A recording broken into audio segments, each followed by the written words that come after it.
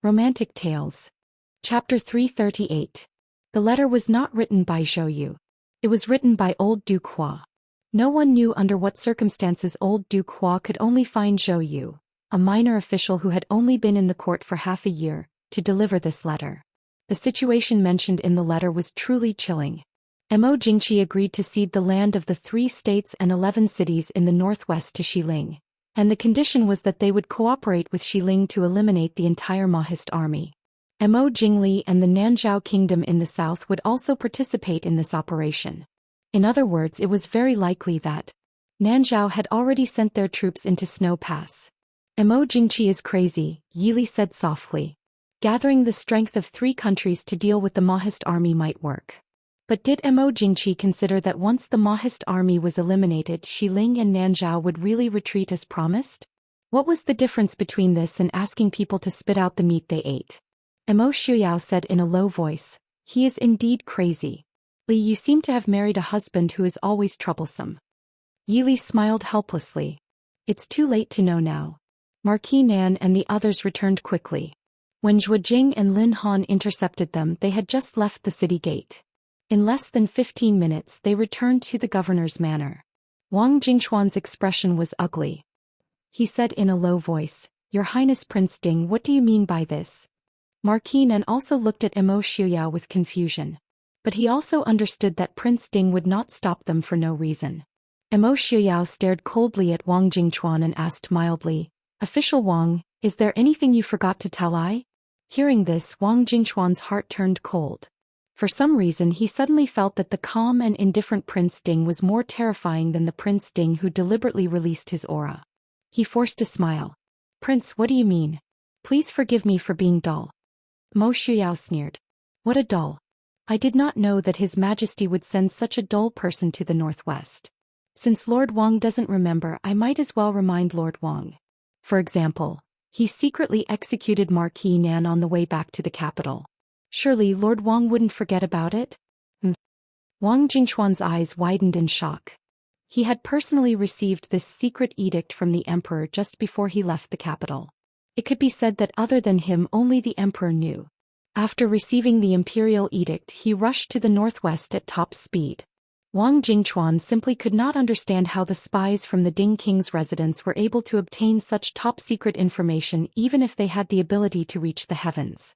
After hearing Mo Shuyao's words, the southern marquis froze for a moment before smiling bitterly.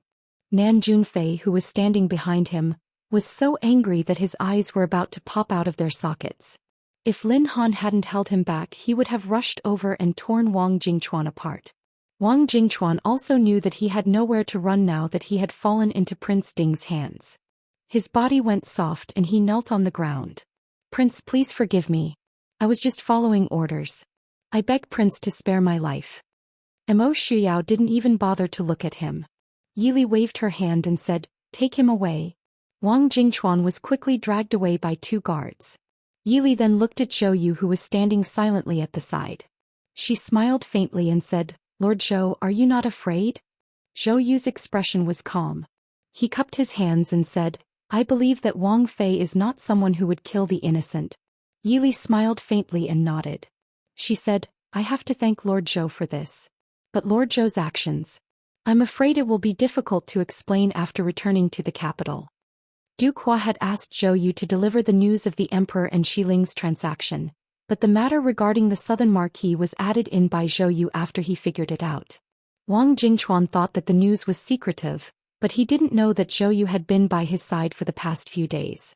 From his usual actions and demeanor, Zhou Yu had deduced the emperor's punishment towards the southern marquis family. Zhou Yu was silent for a moment before saying, "Last year, it was thanks to Wang Fei's help that I was able to gather enough silver in time to invite a physician to treat my mother. A few days ago my mother died of old age. I was supposed to ask Ding Yu to observe mourning for my mother, but I was sent to follow official Wang to the northwest. It is clear that it was a coincidence that I was asked to repay Wang Fei's kindness. Right now I am alone in this world and have nothing to worry about." Mo Shuyao was thoughtful. He nodded and said, "If that is the case, is official Zhou willing to give up his scholarly title and temporarily stay in the northwest?" Zhou Yu stilled. He wasn't afraid of death, but he didn't want to seek death. Prince Ding's actions clearly meant to protect him. Glancing at Yi Li, who was sitting at the side with a smile, Zhou Yu quickly made a decision. Many thanks to Prince for taking me in. What about the Southern Marquis and official Wang? Does Prince have any ideas? Yi Li asked with a smile. Mo Xiuyao smiled and said, since Li is asking like this, she must have an idea. Yi Li smiled. The Northwest is in the midst of war. The people of Xiling are everywhere. It is not surprising that official Wang's group encountered bandits or Xiling soldiers and was completely wiped out. What does Prince think? Mo Xiuyao praised. Li is right. The Southern Marquis stepped forward and bowed in thanks. Many thanks to Prince Wang Fei. Yi Li shook her head and said, Marquis can stay here without worry. But I will have to inconvenience you for a few days. The manner of the Southern Marquis smiled sadly and said, let's leave it to the heavens. I only hope that when the Emperor hears that we have died, he will be merciful and let us go. After settling the Southern Marquis and his son, Lin Han received orders to arrange the scene of Wang Jingchuan's death. Although the Southern Marquis and his son and Zhou Yu were fake, at least Wang Jingchuan was the real deal. Lin Han was also an expert in disguise, personally trained by Yi Li. Naturally, he would not leave behind any flaws at the scene. However, the Southern Marquis and his son would have to conceal their identities for the time being. These matters could only be considered small matters now. Yi Li and Mo Xiuyao's attention was completely focused on the secret letter sent by Duke Hua. After receiving the news, even the usually indifferent Feng Jiao could not help but be enraged. He jumped up from his chair and was about to lead his troops back to the capital when Mo Xiuyao stopped him. Feng Jiao said with a heavy expression, it has already come to this point. Prince still wants to protect Mo Jingqi? He still wants to protect Dechu state? Mo Jingqi doesn't even care about this country. Why should we interfere? Mo Xiuyao's expression was indifferent. He said in a low voice, I never wanted to protect Mo Jingqi. The Maoist army also doesn't want to protect Dechu state's vast territory. The people living on this land. Fengsan, if we break off relations with Mo Jingqi now and ignore Xiling, Nanzhao and Beirong, Dechu state will be in chaos. Feng Jiao said coldly, then what should we do now? Even if we don't say anything, will Mo Jingqi just let it go? If we fight with Xiling, can Prince guarantee that he won't stab us in the back? Mo Xiuyao was silent. He could not guarantee it. For Mo Jingqi to sign such an agreement with Xiling, it meant that he was already prepared to stab the Maoist army in the back at any time. But now, a pair of warm and soft hands gently held his. Mo Xiuyao raised his head and met Yi Li's smiling eyes. Yi Li looked at Feng Jiao, who had never been so angry before. It's right not to announce it now. We don't have evidence. These years, Mo Jingqi has cultivated quite a lot of forces. The Maoist army only has 700,000 soldiers. Fengsan, do you still remember how many soldiers Dechu state has? Chapter 339. Feng Jiao was startled. He gradually calmed down and thought for a moment before saying, more than 2 million. Mo Jingqi is the emperor. He may have hidden armies that we don't know about. Yi Li nodded. Once we shed all pretense of cordiality, most of the time, the commoners will still believe the imperial family. Even if the commoners believe us, it will be beneficial in the long run, but it won't be beneficial in the short term. As for us, it is very likely that we will have to face more than 2 million soldiers. The Maoist army, no matter how brave they are, they won't be able to stand at the top of so many soldiers. Feng Jiao said unwillingly, are we just going to endure it? Yi Li shook her head. It's not that we're going to endure it. We need time. Feng Jiao was silent for a long time before saying in unison, I understand. But Princess Consort, I need to return to the capital. Mo Xiuyao frowned. What can you do if you return to the capital? Feng Jiao smiled bitterly. Prince, even the Shadow Guard in the capital hasn't received this news yet. You and I both know where this news came from. I'm worried. Mo Xiuyao said, you'll be more dangerous for her if you go back. Fengsan, you've never been a patient person. Feng Jiao said dejectedly, that's right, all these years if it wasn't for Prince stopping me. Mo Xiuyao looked at him and raised his eyebrows. You blame me? Feng Jiao shook his head and smiled bitterly. No, I know. No matter what I do, she won't go with me. Prince saved both of our lives. Mo Xiuyao said, Don't worry and stay in the northwest. I promise that even if all the people in the capital are dead, she will still be alive. Feng Jiao suddenly raised his head, looking at Emo Shuyao. Prince has arranged for people. Emo Shuyao said, we grew up together. Besides, she has helped the Ding Kingdom a lot these years. How could I not care about her life and death? Feng Jiao's eyes flashed with relief. He sat down again. Thank you, Prince. Emo Shuyao said indifferently, I didn't do it for you. Feng Jiao smiled and said, I know. I thank Prince on my behalf. After appeasing Feng Jiao, Yili tapped her slender fingers and said thoughtfully, last time, we schemed against Enchanting. It seems that he is determined to get back at us this time? Emo Shuyao shook his head and said, whether or not there was the last time, Enchanting will deal with the Mahist army by hook or by crook. After the defeat that year, the Mahist army had long become a sore point for Shilin Genom of Gojoseon. This year Genom of Gojoseon was almost 50 years old. For a general, it could be said that he was in the prime of his life. But if it dragged on, he would never have the chance to defeat the Mahist army and avenge the humiliation of that year. Yili looked at Emo Shuyao and said, I'm afraid that you will be very busy recently. Leave Xinjiang to me. Emo Shuyao looked at Yili apologetically. They had only been married for a little more than a year. Even though he had always said that he would let Yili live the life she wanted. But in reality, from the day they were married, Yili had not had a single day of peace. Yili raised her eyebrows and smiled. The ones who fly away in the face of disaster are not people but birds. Or does Prince not believe in my ability? Emo Shuyao smiled, admiring the confidence and pride in the person in front of him. He said softly, then Xinjiang's defense and political affairs will be handed over to Yili? Yili nodded. Don't worry, I will. Duquo's news was too sudden, but Emo Shuyao and Yili both knew that Duquo would not make such a joke unless he was completely confident. Even though there were no movements yet, Emo Shuyao had to preemptively arrange the Mahist army's troops in order to deal with the possibility of multiple battles in the future. And in Xinjiang, Emo Shuyao did not have much time to ask too many questions.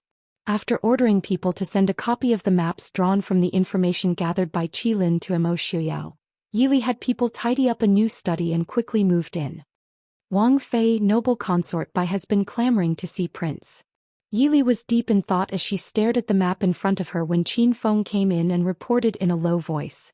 Right now, Yili was in charge of all affairs in Xinjiang, including the tens of thousands of Mahist army soldiers guarding Xinjiang city. Emo Shuyao was so busy every day that Yili had to deal with the matter of Su Zuidi alone. Yili frowned and said, if you did not mention it, I would have almost forgotten about her. Do you have any information on Han Mingyue's whereabouts?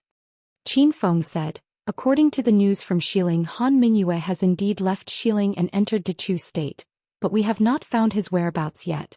Yili rubbed her forehead and said, as expected of Master Mingyue, who specializes in intelligence. I feel that he is near Xinjiang. Qin Feng nodded in agreement and said, based on Han Mingyue's concern for Su Zuidi, it is very likely that he is near Xinjiang. Unfortunately, Han Mingyue himself is an expert in concealing his whereabouts. As long as he does not show himself for a while, it will be very difficult for us to find his whereabouts. Yili's smile was extremely cold. If he has a weakness, then we don't have to worry about not being able to catch him. However, I am not in a hurry to catch Han Mingyue. Rather, it is the Tianyi Pavilion behind him. Although the Tianyi Pavilion's strongholds in Dechu state have already been eradicated by the prince, there are still many who have followed Han Mingxi in abandoning the dark for the light. However, it is inevitable that there will not be fish that have escaped the net. This kind of existence is a fatal threat to the current Mahist army. Qin Feng raised his eyes and asked curiously, what plans does Wang Fei have? Yili said indifferently, it will depend on Han Mingyue's feelings for Su Zuidi. Secretly have people spread the news that I am jealous of the old relationship between Su Zuidi and the prince, and have been making things difficult for her every day. I even planned to kill her behind the prince's back. Qin Feng was startled and asked with some hesitation, will Han Mingyue fall for it? Yili raised her eyes and revealed a faint smile. You think I am joking? Qin Feng did not understand. What does Wang Fei mean? Yili smiled and said, if Han Mingyue does not come, I will tear apart Su Zuidi and give it to him piece by piece. Those who seek glory and betray the country die. This subordinate obeys. In a small town near Xinjiang, Han Mingyue, who had not been seen for a long time, sat by the window in an inconspicuous house. His handsome face was filled with many vicissitudes of life and exhaustion as well as deep worry. "Young master." A gray-clothed man pushed open the door and entered, respectfully greeting him. Han Mingyue turned his head and asked, "Is there any news?" The man nodded and said, "Miss Su is indeed in the governor's office in Xinjiang City, but our people are completely unable to get close to her." Han Mingyue was not surprised and said in a low voice, "She has been placed under house arrest by Prince Ding." The gray-clothed man shook his head and said, "Prince Ding does not seem to have any interest in Miss Su. Ever since Miss Su entered the governor's office, Prince Ding has basically not asked about her. Right now, all of the affairs in Xinjiang City have been handed over to Princess Ding to handle." Han Mingyue was startled and turned to look at him. "All of the affairs in Xinjiang City have been handed over to Princess Ding? Then what is Prince Ding doing?" The gray-clothed man frowned slightly and said, "This subordinate suspects that Prince Ding has already found out about Genom of Gojoseon's plan and is very likely to have already made arrangements in secret. Otherwise, right now there are still hundreds of thousands of soldiers stationed outside Xinjiang City. Prince Ding would definitely personally take charge of the military affairs. Young master, this matter, should we report it to Genom of Gojoseon?" Chapter 340. Han Mingyue glanced at him indifferently and asked, "We are here for Drunken Butterfly's comfort. The Mahist army has nothing to do with us. Do you understand?" The gray-clothed man was slightly startled and immediately nodded. "This subordinate understands. This subordinate doesn't know anything. Since we already know Miss Su's whereabouts, should we send people to rescue her?" A trace of hesitation flashed across Han Mingyue's face and he frowned. "Rescue her? Based on their past relationship, Prince Ding shouldn't hurt her. Then, it would be safer for her to stay in Suncrete City." The gray-clothed man said in a low voice, "But, according to the news from the governor's office, Miss Su isn't living very well there. A few days ago she even injured her forehead. Also, the Ding King's consort seems to be very dissatisfied with Miss Su's former status as Prince Ding's fiancée. Now that Prince Ding doesn't care about the governor's office and Suncrete City, Miss Su might not be very well." "Princess Ding Yili." Han Mingyue frowned. He had only met that Princess Ding a few times. But it seemed that every time they met it wasn't pleasant. Even so, he couldn't help but envy his former good friend's good luck. Princess Ding was a very outstanding wife. She was even more suitable for Mo Xiaoyao and the Ding King's residence than Su Zuidi, who was the #1 beauty in Dechu State. Smart, sharp, strong, decisive, and at the same time, she had enough perseverance and courage. If she wanted to make things difficult for Su Zuidi and Prince Ding didn't care at all, Su Zuidi wouldn't be able to win against Yi Li no matter what. Han Mingyue understood what kind of person the woman he adored was. In his dreams at night he would even silently ask himself if everything he did was worth it. But send people to keep an eye on the governor's office. If there's any movement, report it immediately. This subordinate understands. The gray-clothed man respectfully lowered his head.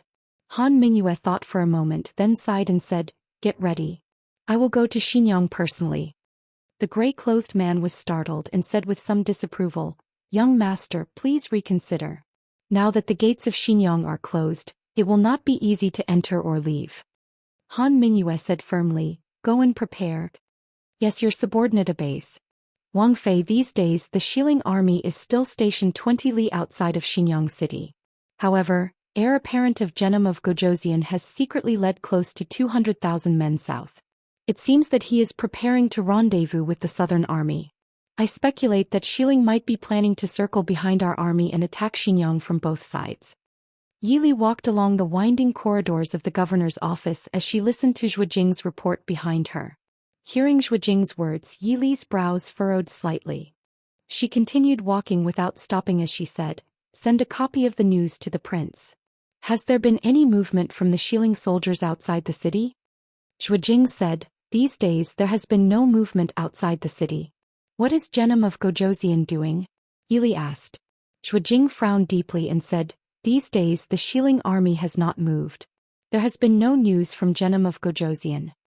Yili paused and thought for a moment before saying, "Send someone to investigate whether Genom of Gojosian is in the army. Also tell the prince to be careful in Jiangxia. Lei Tingfeng may not be leading troops south to attack Xinjiang." Yes. Shuijing nodded and said, "These days that person in the side courtyard has been making a lot of noise. Princess, how do you think we should deal with her?" Yili glanced at a small courtyard in the northwest corner. She could not see anything as she walked along the corridors. However, these days Su Zuidi had been making a fuss in the courtyard, wanting to go out. Yili knew about this. She smiled faintly and said, "If she wants to make a fuss, then let her. Is there any news from Han Mingyue?" Shuijing nodded and said, "Yesterday, we received news that Han Mingyue's Tianyi Pavilion was found in a small town near Xinjiang. However, by the time we got there they were already gone." Princess's deduction was correct. Han Mingyue is near Xinjiang. Yili thought for a moment and smiled. Perhaps he has already entered the city. As long as he has entered, we will not have to worry about not being able to find him. Xinjiang is not the same as it was before. Originally, Xinjiang City had a large population and a mix of good and bad people. However, now, other than the military, there were not many ordinary citizens in Xinjiang City, not to mention the merchants who came and went. It would not be easy for Han Mingyue's group to hide their tracks. Be careful in the governor's office. Don't let anyone break in and take them away. As soon as you discover the whereabouts of Han Mingyue's group, immediately seal off Xinjiang City. Only entry and exit are allowed. Han Mingyue wouldn't think that it would be so easy to enter Xinjiang City now, would she? If she had not left someone behind to walk right into the trap, not even a fly would be able to enter Xinjiang City. Shuijing smiled. "Princess, please do not worry. We may not be as good as Han Mingyue, but it would not be easy for Han Mingyue to take someone from our hands." Yili nodded and stood in front of the door to her new study. She said to Shuijing, "Go and do your work." Shuijing bowed and left. Yili stepped into the room and saw Mo Xiuyao sitting behind the desk, reading. She asked in surprise, "Why are you here?" Mo Xiuyao had been extremely busy these past few days. The two of them had not seen each other for 2 days. Mo Xiuyao put down the book and laughed lightly. "What? Does Princess Li not want to see me?" Yili glanced at him. "I had Shuijing deliver something to you, but you're here. Didn't he make a wasted trip?" Mo Xiuyao stood with a smile and pulled her to sit down. "It's Ai's fault. If there's anything important, Princess Li can just tell me. It's rare for me to have some free time to come see Princess Li." Yili rubbed her forehead and looked helplessly at the files on the table. "Prince still has time to have some free time, but I'm too busy." Mo Xiuyao looked at the things on the table and frowned. He asked worriedly, "Why are there so many things? Princess Li doesn't have enough people by her side. Why don't I send a few more people to you?" Yili waved her hand. "No need. You're also very busy. There are many things waiting to be done in Suncrete City. It'll be fine after a while. I reckon that Han Mingyue will have some results in a few days. By then Enci should be back. I have enough people by my side." Mo Xiuyao pulled her into his arms and muttered with some dissatisfaction, "If I'd known that Princess Li was so good at training people, I would have forgotten to send a few female guards to Princess Li." Yili raised her eyebrows. "Is Prince jealous?" "My wife is wise." Mo Xiuyao laughed softly. Yili snorted softly. "Prince is getting better and better. Now he's even jealous of the people by my side?" Mo Xiuyao sighed with some resentment. He didn't want to make himself seem like a resentful husband, but Princess Li was getting more and more dazzling. The time he spent with her was obviously less than the time he spent with Shuijing and Qin Feng. Most importantly, Princess Li hadn't said that she loved him. Shuijing and the others were going to get married soon. "If you're too busy, then let second brother come over to help you." Yili rolled her eyes. Second brother came in the name of supervising the army. What's wrong with him following me? "I'm not worried about second brother," Mo Xiuyao said quietly. The person standing at the side was startled for a moment before replying. Replying to the prince, "Young Master Han arrived a few days ago." Genom of Gojosian frowned and asked, "Why didn't he come to see me when he arrived?" Regarding Han Mingyue, Genom of Gojosian actually didn't think highly of Genom of Gojosian. Betraying his homeland, friends and brothers for a woman, not only would such a person not amount to much in Genom of Gojosian's eyes, there was also a limit to the amount of trust he could give him. If not for the fact that Han Mingyue's Tianyi Pavilion was indeed a force he desperately needed, Genom of Gojoseon wouldn't have paid any attention to him at all. Replying to the prince, young Master Han. Young Master Han didn't come to the barracks. I heard that he went directly to Xinjiang. Bang. Genom of Gojoseon slammed the table and stood up. His imposing face was filled with anger. The attendants in the tent were so frightened that they all knelt on the ground, not daring to say a word. Genom of Gojoseon sneered and said, Han Mingyue. I only thought that he was arrogant because of his talent, but it turns out that he's a fool. Prince. The attendants who followed Genom of Gojoseon were naturally his trusted aides. They were well aware of Han Mingyue's identity. Although the prince despised Han Mingyue's character, he had always praised his talent. Where did the word fool come from? Genom of Gojoseon sneered and said, does he think that it's so easy to enter Xinjiang City? I'm just afraid that he won't be able to come out. The attendant was startled and asked tentatively, Your Highness, should we inform young Master Han? Zhennan Wang sat down again.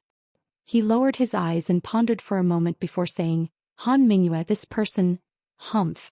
He'll be killed by a woman sooner or later. Forget it, I'm afraid it's too late to inform him now. Send someone to deal with the Tianyi Pavilion's men in the northwest. I'm afraid something bad will happen.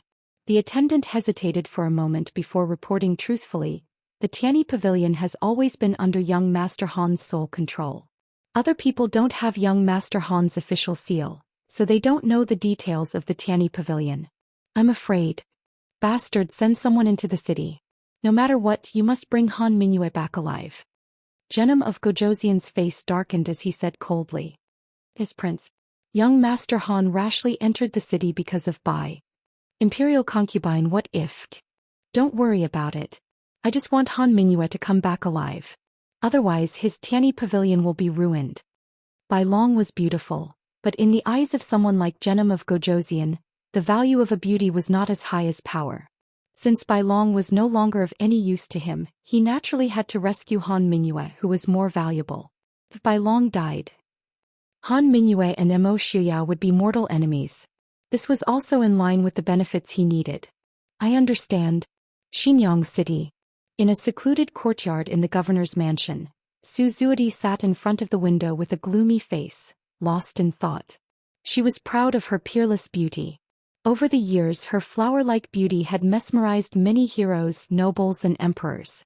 She went from being the daughter of a government official in Dechu State whose parents were both dead, to being the fiancée of the second son of the Prince Ding Mansion, to being the daughter of the Bai family of Xiling, and finally becoming the imperial concubine of Xiling. She had never doubted her beauty. But now it was because she was too confident in herself that she was imprisoned in this small courtyard. She used to think that even if Mo Shuyao blamed her for leaving him behind when he was seriously injured, as long as she came back and apologized to him, Mo Shuyao would definitely forgive her and be overjoyed. But she remembered that day in the study when she crashed into the pillar. She saw Mo Shuyao's indifferent expression. There was not the slightest ripple in his calm eyes. It was as if the person in front of him was not someone who was about to die from crashing into a pillar, but an ordinary servant reporting to him. At that moment she clearly understood one thing. Mo Shuyao did not care about her. He would not be captivated by her beauty, nor would he feel pity for her. But because of this, the love she had always hidden in her heart grew even stronger. She was madly jealous of Yi Li. That man should have been hers, and the position of Princess Ding should have been hers. But now she was imprisoned here by Yi Li, unable to move. Miss, it's time to eat. A servant girl walked over with a light meal and said carefully. This beautiful Miss Bai was not easy to serve. These days, the maidservants who served her had already deeply realized this point. Get out. Tell Yi Li that if he doesn't let me out, I will starve to death here. Suzuki said harshly. The servant girl raised her head to look at her, then immediately lowered it again and said in a small voice. The princess said, even if Miss Bai starves to death, the prince will not blame her. So, if Miss Bai doesn't want to eat, then forget it. Miss Bai, don't be angry with the princess. Chapter 342. Impossible. Su Zuodi got up and fiercely glared at the cautious maid in front of her, saying, Shuyao wouldn't do this to me. I want to see Yi Li, tell her to come out and see me. Looking at the beautiful and crazy woman in front of her, The maid was so scared that tears welled up in her eyes. Miss Sue? Princess is very busy. You should eat quickly. This servant will leave it here. After saying that, she put the food on the side table and ran out as if there was a man-eating monster behind her. Suzuki looked sideways at the food on the table. There were 4 simple side dishes, a soup and a bowl of rice. There were no exquisite ingredients, no superb cooking, and even the knife skills were ordinary. At a glance, she could tell that it was a home-cooked meal for ordinary people. Suzuki had been living a life of luxury all these years. No matter what, the best always belonged to her. How could she take a fancy to such things? With a wave of her hand, she waved all the food to the ground. The maid had just run out when she heard the noise inside and hurriedly came back. Looking at the mess on the ground, she said helplessly, Miss Bai. Suzuki raised her chin and said coldly, how can I eat such lowly things? Go change it and make it again. The maid said awkwardly, but now everyone eats like this. Impudent. Suzuki said angrily, do you know who this young lady is? You actually dare to make me eat this kind of thing. But His Highness and Princess Consort also eat these. Miss Bai, these dishes are very delicious. You are too wasteful. Now that the Shilling army was besieging the city, although there was enough food in the city, the vegetables were gradually becoming scarce. Even the prince and princess only had to eat a simple meal every day. They didn't even have to cook for Miss Bai. Suzuki was so angry that her face turned blue. After getting along with this maid these days, she already somewhat understood her. She looked as timid as a mouse and would cry after saying a few words, but sometimes she was so stubborn that it drove people crazy. And she couldn't even punish her because once she acted excessively, the guards outside would come in to stop her. Suzuki, who was quite angry, snorted and said, "Get out." The little girl carefully glanced at her and then respectfully retreated. Miss Bai was still angry, so it was better to come in later to clean up. She was the only one left in the room. Suzuki looked at the mess of food on the floor and felt irritated. She hadn't eaten anything after throwing a tantrum in the morning and at noon, so she was indeed a little hungry now. Thinking of the suffocating days, she gritted her teeth and returned to her room. "Ili, you better not fall into my hands. Otherwise, this imperial concubine will make you beg for death." Drunken butterfly, an extremely soft call came from the corner. Suzuki was startled and turned around to look. Unknowingly, Han Mingyue had appeared in the corner behind the window. Suzuki stared blankly for a moment, then suddenly came back to her senses and cried out in surprise, "Mingyue." Han Mingyue shook her head, indicating for her to lower her voice. Suzuki came back to her senses and looked out the window vigilantly. She went up and closed all the half-closed windows. She turned around and said angrily to Han Mingyue, "Why are you only here now? Do you know how badly I've been bullied?"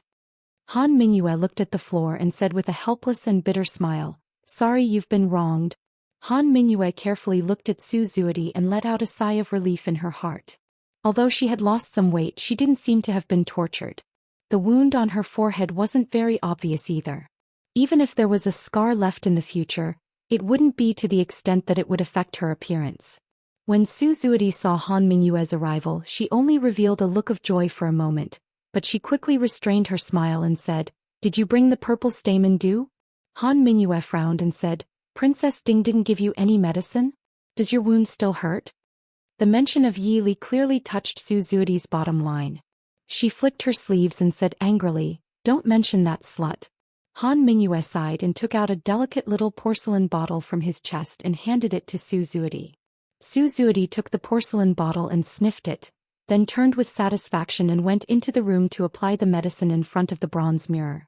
Han Mingyue followed her into the bedroom. Looking at the simple furnishings in the room, she understood where Suzuki's anger towards that little girl came from. She had never been able to endure hardships since she was young. No matter what was slightly inferior, she wouldn't settle for it. But now she was locked up in this simple and crude place by Yi Li. It would be strange if she was in a good mood. After applying the medicine, Suzuki was finally in the mood to turn around and look at Han Mingyue. She was satisfied to see a trace of infatuation and adoration in his eyes. This made her confidence recover a lot from the setbacks and blows she had suffered here these past few days. Slightly raising her head, Suzuki asked softly, "Mingyue, are you here to save me?" Han Mingyue's expression changed slightly. She sighed and nodded. If not to save you, why would I come here? I've arranged for people to receive us outside. We can leave here in a little while. Suzuki was startled. She hesitated for a moment and shook her head. No, we can't leave like this. Han Mingyue frowned. What else do you want here? Suzuki gritted her teeth and said, Yili, the slut. Help me kill her. Han Mingyue's smile was somewhat forced and bitter. He looked deeply at Suzuki and tried to reason with her. Zuidi, I promised. I won't do anything to Yili again.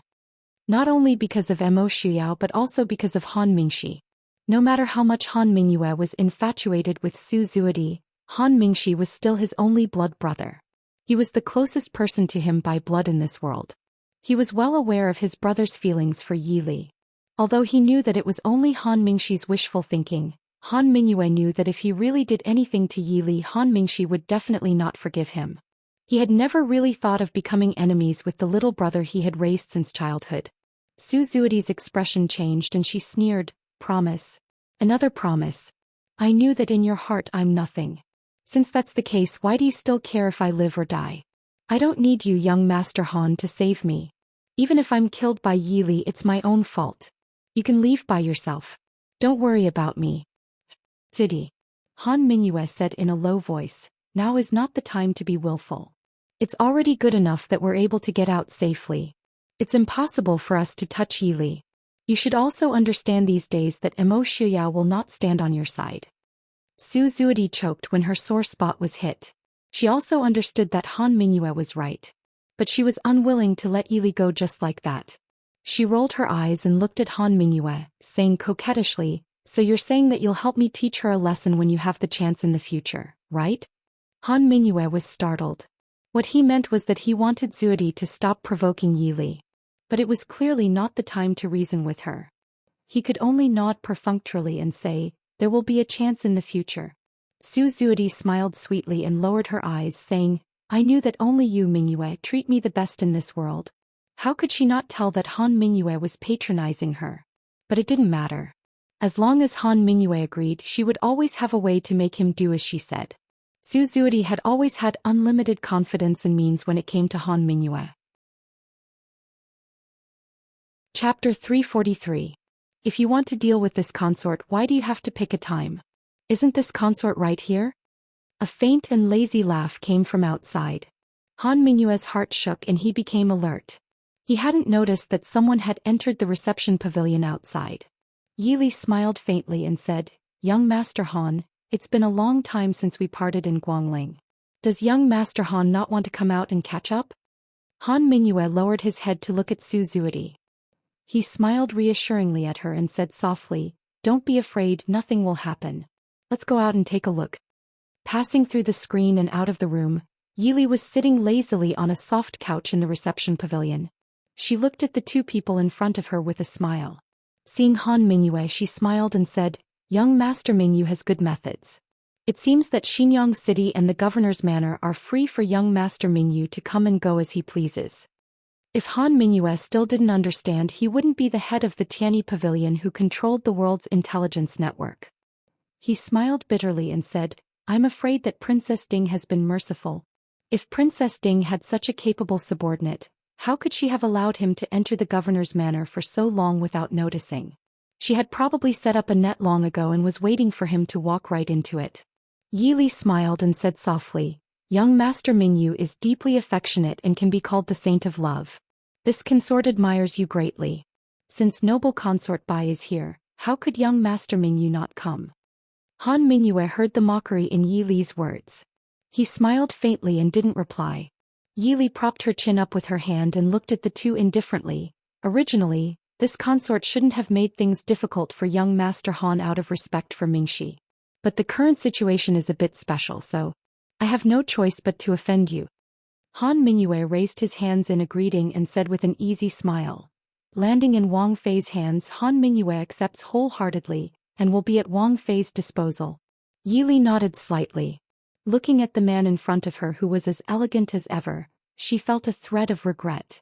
Han Mingyue was not lacking in family background, appearance, ability and means. In fact, she was much better than ordinary people. It was no wonder that he was able to become Mo Xiaoyao's good friend in his youth. It was a pity that even though he was supposed to be a genius, he had fallen to his current state because of love. Han Mingyue did not have an easy time in West Hill. Even if he had a powerful force like the Tianyi Pavilion, as long as he could let go of Suzuki, he would be able to live a carefree life wherever he went. However, he was entangled with Suzuki.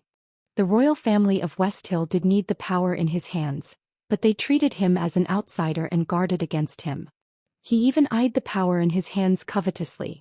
Other people's things were not as convenient as his own, was it not? Take young Master Han away.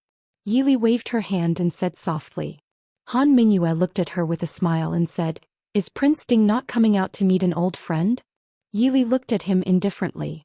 Does young Master Han think that Prince still has time to meet a friend? Han Mingyue pondered for a moment and nodded slightly to show that she understood. He frowned and asked, "I understand why Wang Fei is putting in so much effort. If I give you what Wang Fei wants, what does Wang Fei plan to use in exchange?" Yili stared at Han Mingyue for a long time before she laughed softly and said leisurely, "Does young Master Han think that I plan to make a deal with you?" Han Mingyue raised her eyebrows, indicating that was exactly what he meant. Yili said regretfully, "Originally, if young Master Han came directly to make a deal with me, I would indeed agree. But now it took me a lot of effort to make young Master Han stay. If it is an equivalent exchange, I feel that I am losing out. Moreover, I can still get what I want without making a deal with young Master Han." Han Mingyue frowned, disbelief written all over his face. "That is impossible. If the Tianyi Pavilion can be controlled so easily, then I don't need to be here anymore." Yili shook her head and said, "To be honest, I have no interest in the Tianyi Pavilion. Even if young Master Han gave it to me, do you think I would dare to use it?" Han Mingyue stared at the elegant and graceful woman on the seat with vigilance. It seemed that from the first time they met he had never guessed this woman's thoughts correctly. This made him feel even more inexplicably uneasy. Yili said indifferently, "Since I can't use it, then my suggestion is to destroy it."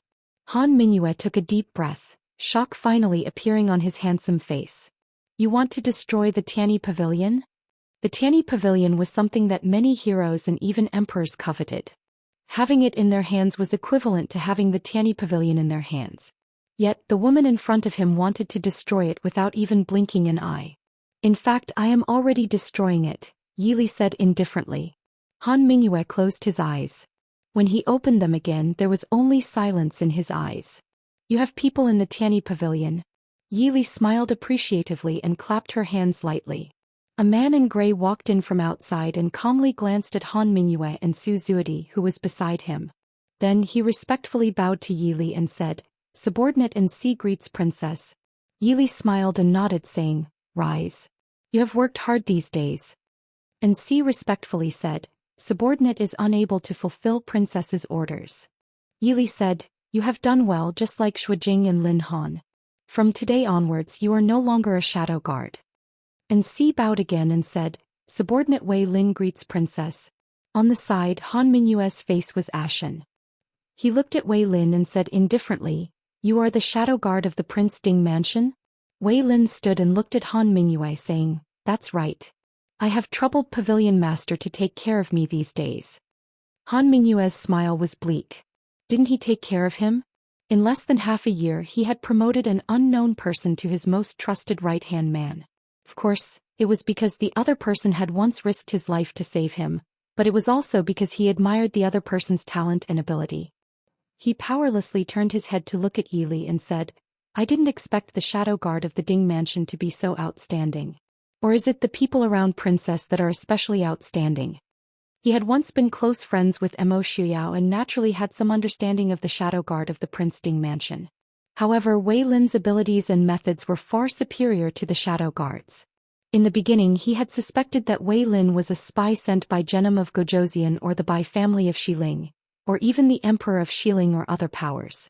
But in the end, it was proven that he had no relationship with any of these people. So he had given his trust, but he had never thought that he was a person of the Ding mansion. Yili smiled and said, "Young Master Han is too kind. Ask young Master Han to leave. Maybe the prince will have time to chat with young Master Han.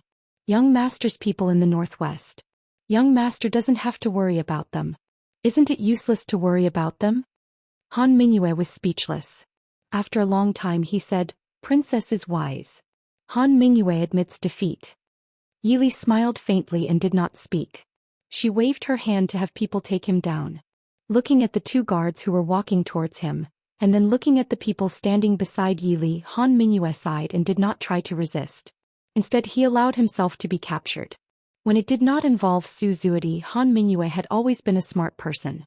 Of course he knew that in the situation in front of him, even if he resisted, it would be futile. Looking at Su Zuidi apologetically, Han Mingyue said softly, "Zuidi, it seems that we will have to stay in the governor's residence for a few more days." Su Zuidi gritted her teeth and stared hatefully at Yili, who was sitting leisurely. She glared at Han Mingyue and said, "You have never succeeded in anything. No wonder the prince said that you are unable to do anything right." Chapter 344. Han Mingyue lowered her head bitterly.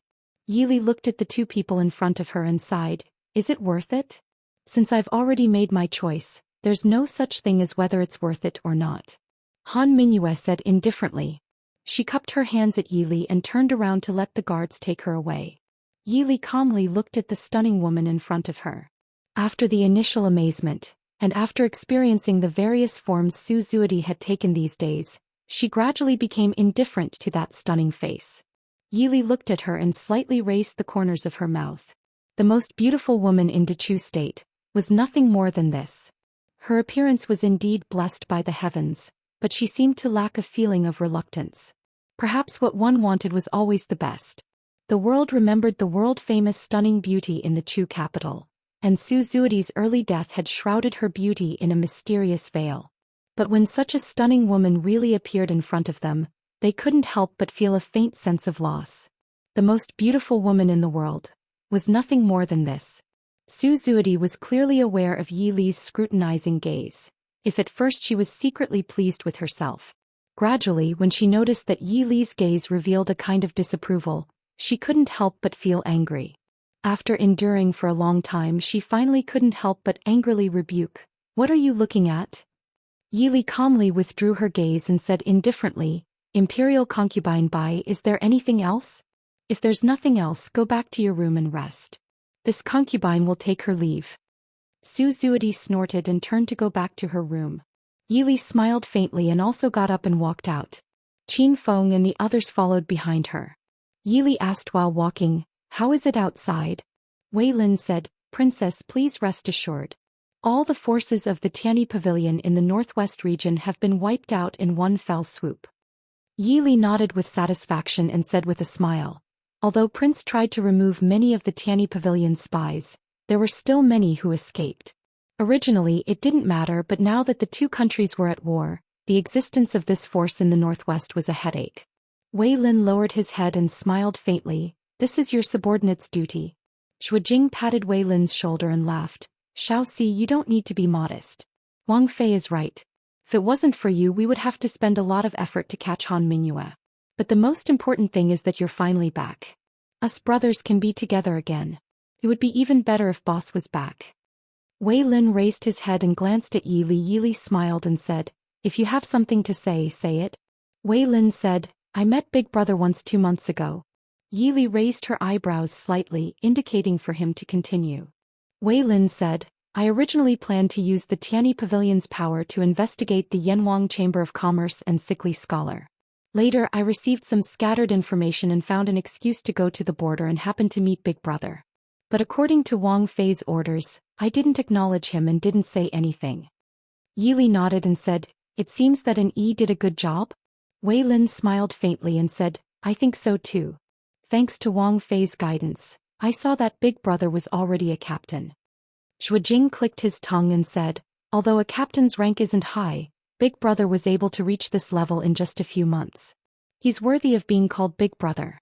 Maybe in 2 years Big Brother will become a general." Qin Feng, who was born in the Black Cloud Cavalry, sneered, "Stop dreaming. It might not be difficult to be promoted from an ordinary soldier to a captain, but to be promoted from a captain to a general is more than 1 or 2 steps. Don't even think about it if you don't take 8 to 10 years. Feng Sangongzi has been following the prince through fire and water since he was a teenager, and now he's only a deputy general." Jing didn't care at all. A deputy general is still a general. Can you be promoted to a captain in 2 or 3 months? Qin Feng was silent. He really couldn't. Yi Li smiled and stopped the war of words between her subordinates. She said with a smile, "Don't worry about an E for now. Have the guards at Han Mingyue's place been arranged?" Qin Feng replied respectfully, replying to Wang Fei, "It has been arranged. It's just that this subordinate doesn't understand. Why haven't I seen Han Mingyue and Su Zuidi locked up together? If they're separated, a lot of soldiers will be wasted. Right now, we don't have enough soldiers guarding the governor's office." Yi Li's clear eyes curved slightly and she said with a smile, "What if they're put together and they're wiped out? Don't worry, if I were Genom of Gojoseon, I wouldn't send people to save Su Zuidi. So, the people on Su Zuidi's side can be a little more careful and put them at Han Mingyue's side to set up hidden sentries." Seeing that her subordinates didn't understand, Yi Li said with a smile, "If Genom of Gojoseon really cares about Imperial Concubine Bai, why would he let her come to Xinjiang alone? Imperial Concubine Bai has been imprisoned by us for so long. Have you seen any movements from Genom of Gojoseon?" Everyone suddenly understood. Then Han Mingyue's side.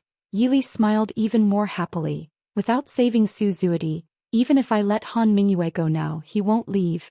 Qin Feng finally understood. Wang Fei wants to use Su Zuidi to control Han Mingyue. Yi Li sighed helplessly. "You can say that. Keep an eye on Su Zuidi. She can't die yet." Reporting to Prince. "We have lost contact with young Master Han." In the tent of the Xiling camp, a subordinate reported respectfully. Genom of Gojoseon's weasel hairbrush paused slightly. "What about the Tianyi Pavilion?" The subordinate hesitated for a moment, then said, "We also lost contact with the Tianyi Pavilion last night. According to what I saw, I'm afraid it's not good." Genom of Gojoseon closed his eyes, seeming to calm the anger in his heart, but his calm voice still contained traces of murderous intent. "Pass down my order. Other than the soldiers and horses besieging Xinjiang, all the soldiers and horses are to attack all the cities in the northwest with full force. I want Xinjiang to become an isolated city." "Sir." Seeing that his subordinates had left, Genom of Gojoseon's calm face became gloomy. He gritted his teeth and said, "Han Mingyue, you idiot." Compared to the furious Genom of Gojoseon, Han Mingyue appeared to be calm and leisurely at this moment. Mo Xiaoyao stepped into the courtyard and saw Han Mingyue sitting leisurely by the window, alone and entertaining herself with an incomplete chess game. Hearing the footsteps, she smiled without raising her head and said, "Ah Yao, how about a game of chess?" Mo Xiaoyao walked over and sat down. He picked up a black chess piece and casually placed it on the table. Han Mingyue raised her eyebrows with interest and placed the white chess piece in her hand. Mo Xiaoyao's expression was calm. He picked up a black chess piece and placed it down. The two of them played back and forth. In less than half an hour, the originally difficult game had become completely one-sided. Large numbers of white players died on the chessboard. Han Mingyue sighed and said, "Ah Yao's chess is murderous. You're getting worse and worse." Mo Xiaoyao said coldly. Han Mingyue did not care about her old friend's evaluation. She smiled faintly and said, "I'm not like you. I'm not born to be emotionless." "Emotionless?" Mo Xiaoyao smiled coldly and snorted at her words. He did not claim to be a saint of love, but he was not truly emotionless and cold-blooded. It was just that the person he cared for appeared too late. More importantly, he knew what it meant to do and what not to do. He also knew what kind of person was worth protecting and what kind of person must be abandoned. The Mo family never gave their feelings without principles. Thus, Mo Xiaoyao was not moved by Han Mingyue's infatuation. He only felt disdain. Chapter 345. "I thought you weren't here to catch up with I?" Mo Xiaoyao said calmly. Han Mingyue nodded and said, "You've already discovered Genom of Gojoseon's plan?" Mo Xiaoyao didn't answer, only looking at him calmly. Han Mingyue smiled and said, "Now that I'm in your hands, you don't have to be so guarded against me. Now that all of Xinjiang is in the hands of Princess Ding, as the prince of the state, you naturally have to do something more important. I've thought about it, and this is the only thing more important than the current siege of Xinjiang. But I'm a bit curious. Since you already know, why haven't you made a move?" Looking at Mo Xiaoyao, who was silently playing chess, Han Mingyue muttered to himself for a moment, then suddenly said, Is it because of Mo Jingqi? I originally thought that Genom of Gojoseon had only contacted Mo Jingli in Nanzhao. I didn't expect that Mo Jingqi would also be involved. In that case you should be more careful. Perhaps even the northern tribes will come to join in the fun. Shuyao, I'm beginning to wonder how you're going to break Genom of Gojoseon's sure-kill plan. Mo Shuyao smiled coldly and said, since you know so much, you should know that I didn't come to find you to play chess. Han Mingyue smiled lazily and said, I didn't tell Genom of Gojoseon what you already know. Isn't that enough? Mo Shuyao looked at him calmly. Han Mingyue shrugged helplessly and said, the Tianyi Pavilion's influence in Dechu State has been scattered by you. This time I came back with the intention of tidying it up. Even if you take it now it's useless. Mo Shuyao smiled coldly and said, I don't need the Tianyi Pavilion. Han Mingyue was startled, looking somewhat puzzledly at Mo Shuyao. She only heard Mo Shuyao apathetically say, this prince doesn't dare to use the things that were taken from the hands of a traitor. Han Mingyue smiled bitterly. Sure enough, birds of a feather flock together. It's exactly the same as what Princess Ding said. Then what do you want? Mo Shuyao said, I want the Tianyi Pavilion to disappear from this world. Han Mingyue was shocked, and the chess piece in her hand fell onto the chessboard with a bang, disrupting the original game. Looking up at Mo Shuyao's cold and calm face, Han Mingyue shook her head and smiled bitterly. Shuyao, it's fine if you don't make a move, but once you do it's earth-shattering. Do you know how much trouble it will cause if the Tianyi Pavilion disappears? The Tianyi Pavilion wasn't a nameless gang or a small chamber of commerce. Instead it was known as the world's #1 intelligence organization. Even though its influence in the Dechu state was greatly damaged after Mo Shuyao attacked it with all his strength, it was still not something an ordinary organization could compare to. Once the Tianyi Pavilion disappeared, it meant that the hidden powers in the world would be reshuffled. The room was silent. Only the sound of Mo Shuyao leisurely placing the messy chess pieces back on the chessboard could be heard. When Han Mingyue thought that Mo Shuyao wouldn't answer, she heard him say indifferently, so what? Han Mingyue smiled helplessly. Indeed, so what? Even if the Jianghu court was in chaos, what did it have to do with the Ding King's estate? Moreover, because the Tianyi Pavilion's influence in the Dechu state had declined, the Dechu state would receive the least impact. The Ding King's estate could even take the opportunity to plant their own people there. Han Mingyue put her hand to her forehead and thought for a while before raising her head to look at her former good friend. What benefits can I get? Mo Shuyao smiled coldly. I let you live. Isn't that a benefit? Han Mingyue was speechless. He always thought that Mo Shuyao wouldn't kill him out of habit. However, he always forgot that the moment he chose to betray Mo Shuyao, their friendship was no longer the same as before. Looking at the calm and indifferent Mo Shuyao in front of him, Han Mingyue suddenly understood. If she didn't agree, Mo Shuyao really wouldn't show any mercy to her. Shrugging helplessly, Han Mingyue said, I don't seem to have a choice. Mo Shuyao calmly looked at the chessboard in front of him. Han Mingyue frowned and asked, how do you want to deal with Drunken Butterfly? Mo Shuyao's originally calm expression finally changed. He frowned slightly and disgust was clearly written on his handsome face that wasn't covered by the mask. This is Li's business. I have no interest in knowing.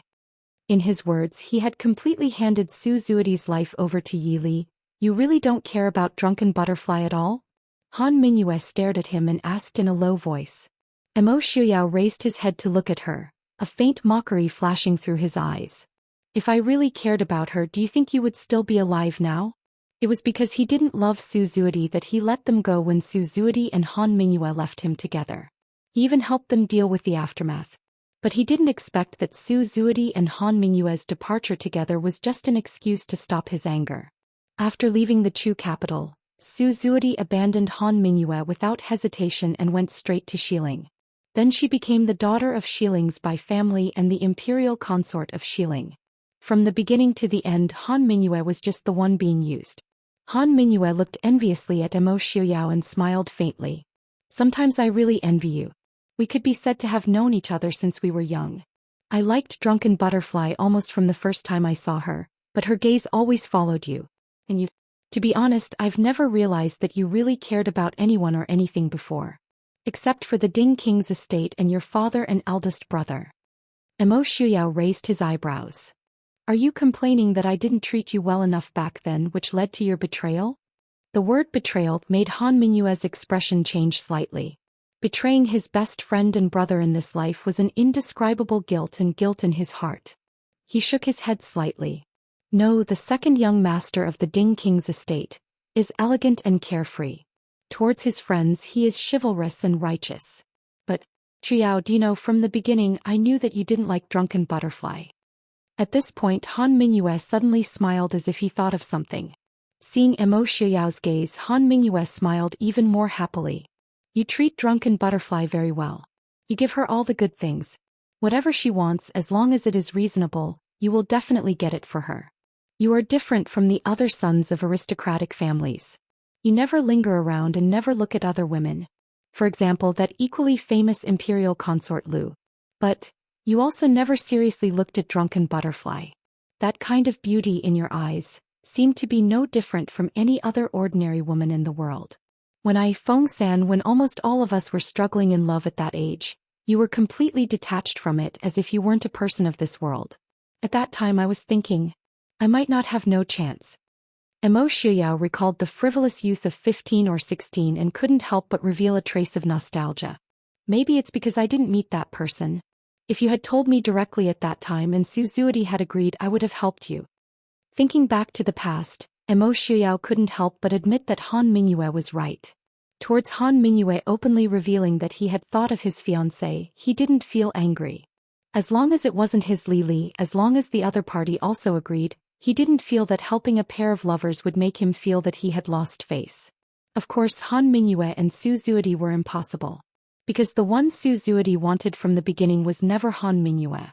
He might really be heartless, but that was because he hadn't met the one he wanted. Chapter 346.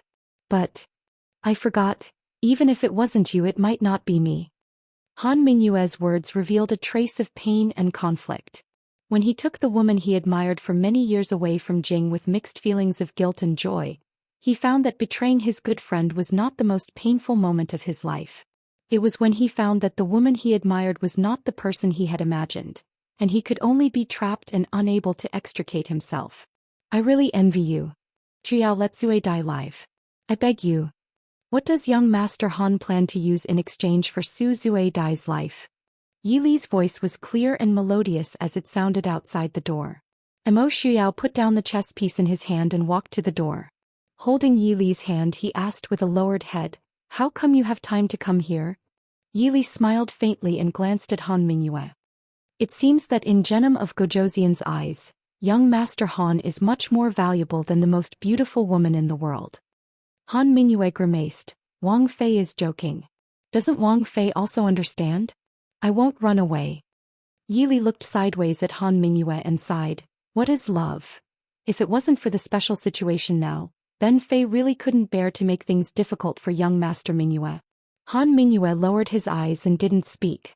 Had he fallen to the point where he needed other people's pity? What does Wang Fei want this one to use in exchange? This one just made a deal with the prince and now I have nothing. Han Mingyue spread his hands and looked at Yi Li with a smile. Yi Li pursed her lips and said with a smile, These words. Do you believe young Master Han? Even a crafty rabbit has 3 burrows. Young Master Han is a smart person, how could he place all his bets on Tianyi Pavilion? Han Mingyue's smile faded slightly. She took a deep look at Yi Li, who had a gentle smile on her face. She sighed and said, Xiaoyao is really fortunate to be able to marry a princess. Yi Li smiled faintly. Thank you for your auspicious words. Han Mingyue was speechless. She took out a jade pendant and threw it over, saying, Since Wang Fei is so confident, then you should know how to use it? Yi Li was clearly very satisfied with the jade pendant in her hand. She smiled slightly and said, Han Gongzi is truly generous. Since young Master Han is like this consort is not a petty person. When the siege of Xinjiang is lifted, young Master can naturally take young Miss Su away. After getting the reward she wanted, Yi Li no longer kept calling Su Zuodi imperial concubine by to annoy Han Mingyue. Han Mingyue raised her eyebrows and asked, Why not now? Yi Li's smile was kind and innocent. I am thinking for young Master Han. Of course, if young Master Han is in a hurry to leave, this consort will not stop him. However, you'd better have people keep an eye on Su Zuidi. Yili looked at Emo Shuyao in surprise. Emo Shuyao lowered his head and laughed. I know that Lili thinks that Su Zuidi doesn't have any ability, right? In fact, without Su Zuidi, Han Mingyue wouldn't be a threat at all, right? Does Lili understand what I mean? Yili nodded. I understand. I'll have people keep an eye on Su Zuidi. She had indeed looked down on Su Zuidi, intentionally or unintentionally, but Emo Shuyao was right. If Su Zuidi didn't have any ability, how could she have controlled Han Mingyue for so many years? After reaching an agreement, Yili generously gave Han Mingyue a certain degree of freedom. At the same time, for Han Mingyue's sake, she didn't let people keep an eye on Su Zuidi and confined her to that small courtyard. Han Mingyue was a smart person and naturally knew what was best for himself and Su Zuidi. Genom of Gojoseon did indeed value Han Mingyue, but that was because of the power and wealth in Han Mingyue's hands. And now Han Mingyue, who had nothing, would only become a cannon for Genom of Gojoseon to vent his anger. As for Su Zuidi, Han Mingyue also knew that neither Emo Shuyao nor Yili would give her too much patience. So if Han Mingyue wanted Su Zuidi to live well, the best way was to watch over her. Yili's mood didn't become better after achieving victory against Genom of Gojoseon once again. Because she was very clear that the current situation was still very unfavorable for the Ding Palace. Looking at the generals coming in and out of Emo Shuyao's study every day, Yili knew in her heart that once again, they would have to say goodbye. 3 days later, the news of Jiangxiao being besieged once again came. Emo Shuyao quietly looked at the graceful woman sitting beside him, his eyes filled with deep regret and reluctance. The 700,000 Mahist army was already on standby, but for the first time in his life, he hesitated before embarking on an expedition. He had never hated Emo Jingqi's selfish and despicable methods so much. If he could, he wished that no matter where he went he could have his Yili by his side. Yili looked at the rare childish man in front of her with some amusement. She reached out and rubbed his handsome face, softly saying, "You should set off. Don't worry, whether it is Xinjiang, Jiangxiao or the entire Northwest, I will guard it for you." Chapter 347. Emo Shuyao reached out and pulled her tightly into his embrace. The man who had never cried before felt his eyes grow wet and hot, but he did not want his wife to discover his weakness at this moment. Sometimes, love did not need to be expressed with words. Sometimes, there were words and things that could express its meaning better than the word itself. Lili, Yili pursed her lips and smiled faintly. She raised her hand to return his embrace. "You don't trust me?" Emo Shuyao shook his head. "In this world, if I can't even trust Lili, then who can I trust? If that's the case, then don't worry and do what you need to do." Yili held his shoulder and raised her head to speak seriously. She was not the type to cling to others. Even if she did not want to separate, she knew that there were some things that had to be done. Since that was the case, she would protect this vast land in the northwest for him so that he would no longer have to worry about anything. The burden that the heavens had placed on this man's shoulders was already heavy enough. Since she had chosen him, then let her share some of his burden. "Lili, when this war is over, no one can let you leave my side." Emo Shuyao gritted his teeth and kissed the fragrant lips of the person in his embrace fiercely. They kissed deeply until both of them were out of breath. Yili laughed softly. "I won't stay under your wing forever, Emo Shuyao. If I've decided on someone, then I want to stand shoulder to shoulder with him." Emo Shuyao trapped her in his embrace and said unhappily, "You've never hidden under my wing. But I look forward to the life I'll walk shoulder to shoulder with Lili." After sending off Emo Shuyao, Yili stood on the city gate tower of Xinjiang and gazed at the departing figure in the distance. Emo Shuyao did not take Xinjiang's soldiers with him because Xinjiang, like the entire northwest, was facing hundreds of thousands of strong enemies. Only Lu Jingxian and a few other generals followed him to the new battlefield. Feng San, who had always been by his side and could be considered his most trusted aide, was left behind in Xinjiang. Han Mingyue stood at a corner of the city gate tower, looking at the elegant woman standing by the battlements of the city wall and gazing into the distance. An extremely complicated look flashed in her eyes. It was as if he was envious, relieved, and disappointed. Prince Ding is not worried at all. Han Mingyue sighed softly as she walked to Yi Li's side. Yili glanced at him and said with a faint smile, "I am his wife. If I can't make him feel at ease, who else can?" Han Mingyue raised an eyebrow and asked with a smile, This time is different from that time in Yonglin. Genom of Gojoseon is not kingly. Is Wang Fei not afraid at all? Yili turned around and looked at him with a shadow of a smile. If being afraid can solve problems, then I am very afraid. Genom of Gojoseon may or may not have discovered it. Or perhaps he thought that a Suncreed city without many guards was more in line with his interests. Almost every day there were large and small battles outside Suncreed city. But the Shilling army that had been unstoppable before had never been able to step into the city gates like last time. The news from all over the northwest and the Mahist army that seemed to have suddenly spread throughout the northwest made Genom of Gojoseon frown, even though he had received the news that Emo Xiuyao was surrounded by nearly 800,000 soldiers. He had already understood the true intentions of the woman who appeared on the city gate tower from time to time and indifferently looked down at the bloody storm below. But at this time he could no longer withdraw. If he did not completely take down the northwest, his plan to encroach on the central plains would be foiled.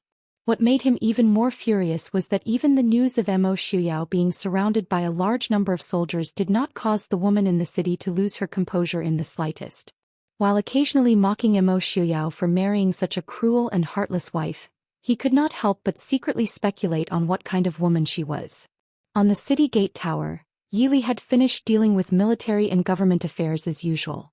She climbed up the city gate tower and gazed at the billowing banners of the Shilling camp in the distance. Wang Fei. Feng Jiao climbed up the city gate tower. Looking at the slender and gentle figure of the woman in front of him, he couldn't help but sigh inside. Only people like him, her trusted aides, knew what kind of pressure and burden this young woman was shouldering. At the same time, the woman's tenacity and decisiveness caused the entire Mahist army to be even more convinced. Because she was Yili and not because she was Princess Ding. Yili turned her head and smiled faintly. Feng Sen, is something the matter? Feng Jiao frowned as he looked at her slightly pale face. He said worriedly, Wang Fei's body does not seem well these days. Should we have a doctor take a look? Yili shook her head and said, I'm just a little tired. If Shilling Genom of Gojoseon was so easy to deal with, then he would not be called the war god of Shilling. I am also very nervous. Chapter 348. Feng Jiao looked at her and smiled. I can't tell that princess is nervous. We were able to hold back most of Shilling's troops and Genom of Gojoseon in the northwest, reducing at least 1/3 of the prince's forces. Princess's contribution cannot go unnoticed. 1/3. Yili thought for a moment and asked, how are things on prince's side? Feng Jiao hesitated for a moment but still answered truthfully, although all the Mahist army is under prince's control. But right now Shilling, Nanzhao and Prince Li are all in trouble. Prince only has 500,000 troops. The three sides are unable to cope with the enemy. Moreover, we still have to guard against the one in the capital. Right now, how many people does Prince have to deal with? At least 800,000. Feng Jiao said in a low voice. Yili laughed coldly. It's not guarding against his tricks. He has already made his move. Nanzhao is a small country. Their total forces do not exceed 300,000. In the south, Emo Jingli has to guard against Emo Jingqi. At most he can only squeeze out 200,000 troops. As for Shilling, Lightenfeng also has no more than 200,000 troops. Feng Jiao's expression changed slightly. Right now there is no news of Dechu State's troops participating in the battle. That is to say, Emo Jingqi has at least 100,000 troops hidden in the dark. Yili closed her eyes and sighed. Emo Jingqi has made up his mind to destroy the Prince Ding mansion and the Mahist army. Hearing Yili's words, Feng Jiao's expression twisted. After a while he gritted his teeth and said, Emo Jingqi. Prince is too soft-hearted. I've already said that he doesn't want the Dechu State's territory. Why should we care so much? Let's send troops to the capital and see what other tricks he has. Yili shook her head and sighed. If we touch Emo Jingqi now, it will only make our situation more difficult. No matter how dark and vicious Emo Jingqi was, he was not a licentious and incapable ruler. The people in this world were deeply influenced by the secular world. There were definitely many people who were loyal to the royal family. There was also the saying, if the monarch wants the subject to die, the subject has no choice but to die. If the Mahist army suddenly fell out with Emo Jingqi now, it would only drag the other garrisons who were not involved into this complicated battle. If someone else were to take advantage of this opportunity, not only would the Dechu state be finished, but the Mahist army would also be finished. It wasn't that Feng Jiao didn't understand what Yi Li was saying. It was just that he couldn't calm the anger in his heart. What should we do now? Yi Li looked up at the blue dome of the sky and said in a low voice, "Stop Genom of Gojoseon at all costs. We definitely can't let him interfere in the Central Plains War." Feng Jiao's heart trembled slightly. Looking at the thin but upright figure in front of him, he understood what she meant by "stop at all costs." The one they were going to fight was Genom of Gojoseon, who was known as the god of war in West Hill, as well as the Shilling army that could be continuously replenished from West Hill. The Mahist army that remained in the northwest only had 200,000 soldiers. As you wish. Letting Feng Jiao leave, Yi Li couldn't help but frown. Her body had become extremely tired these days. It was only the end of September. She had just stood on the city wall and felt a gust of wind, but now she was feeling slightly dizzy and uncomfortable. Normally anyone would feel unwell, but right now she couldn't fall down so easily. With one hand on the city wall, she lowered her eyes and waited for the waves of dizziness to pass. Yi Li raised her head and rubbed between her brows. She couldn't help but feel irritated. "You're not feeling well?" Han Mingyue's voice came from behind her. These days Han Mingyue had been very well behaved. Other than having people secretly keep an eye on him, Yi Li didn't pay attention to him. Han Mingyue was also very obedient. Most of the time he stayed in his courtyard or chatted with Su Zuidi. She didn't know what he said to Su Zuidi, but these days, Su Zuidi had been very well behaved and didn't make any noise. Turning her head, she saw Han Mingyue standing not far away and looking at her with some worry. Yi Li said lightly, "It's nothing, I'm just a little tired." "Why did young Master Han come up?" Han Mingyue looked her up and down. He came forward and said, "If Wang Fei trusts this one, why don't you let this one take a look at you?" Yi Li tilted her head to look at him and said in surprise, "Young Master Han knows medicine?" Han Mingyue gave a faint smile and said, "A little." He stepped forward and took one of Yi Li's hands to feel the pulse. Yi Li didn't struggle and just looked at him silently. Han Mingyue felt the pulse and frowned. He raised his head to look at Yi Li and then took the pulse again. After a while he sighed and let go of Yi Li's hand. Yi Li looked at him and said with a smile, "Young Master Han's expression, does Ben Fei have an incurable disease?" Han Mingyue shook his head and looked at Yi Li with a complicated expression as he said, "I don't know if this is good news for Wang Fei." Yi Li gave a faint smile and indicated that no matter what the news was, she could accept it. Han Mingyue said in a heavy voice, "Wang Fei is pregnant, not even a month old yet." Yi Li stilled. Her mind seemed to go blank and she seemed to think of many things. Han Mingyue's words had a great impact on her. Even though she had lived 2 lifetimes and experienced things that normal people wouldn't experience even in 10 lifetimes, but having a child was still the first time in her life. She hadn't prepared to have a child yet. Chapter 349. Many thanks. Returning to the study, Yi Li leaned against the desk in a daze. The sudden news that had just arrived still made it hard for her to recover. Her calmness and composure in front of Han Mingyue was just a habitual disguise. After thinking for a long time, she raised her hand to gently caress her flat stomach that had not changed at all. Yi Li's clear face became even gentler. This place actually had a child that she and Imo Xiao shared. People who had never been a mother would never understand how wonderful this feeling was. Maybe in a few more months she would be able to feel the change in him and feel the baby kicking and punching in her stomach. A faint smile appeared on her lips and the expression between her brows became even more determined. "Someone come." The one who came in was Wei Lin. He walked to the door and respectfully said, "Wang Fei, go get a doctor." Wei Lin stilled and said worriedly, "Is Wang Fei not feeling well?" Yi Li shook her head and said, "Go." Thinking that Yi Li was not feeling well, Wei Lin did not care about anything else as he turned and flew out. Not long after, he dragged in a youth that was only in his 20s. Looking at the excessively young doctor in front of her, Yi Li raised her eyebrows. In fact, the average age of the doctors in the army wasn't too old. After all, the hardships of marching wasn't something that those old doctors could bear. But the youth in front of her was a bit too young. No matter if she admitted it or not, Chinese medicine did not completely rely on talent. More often than not, it relied on experience. Wei Lin clearly understood Yi Li's doubts and went forward to explain. Wang Fei, Dr. Yang is Mr. Chen's martial nephew. Mr. Chen also has high praise for his medical skills. These 2 years he has been at the Black Cloud Cavalry in the northwest. This time he has followed the Black Cloud Cavalry to stay in Xinyang City. Yi Li nodded and smiled apologetically at the youth. Since it's like this, Dr. Yang, please take my pulse. Obviously, it was not the first time that the young doctor had encountered other people's doubts about him. He did not care and went forward to sit down. He took out the pulse pillow and placed it properly to feel Yi Li's pulse.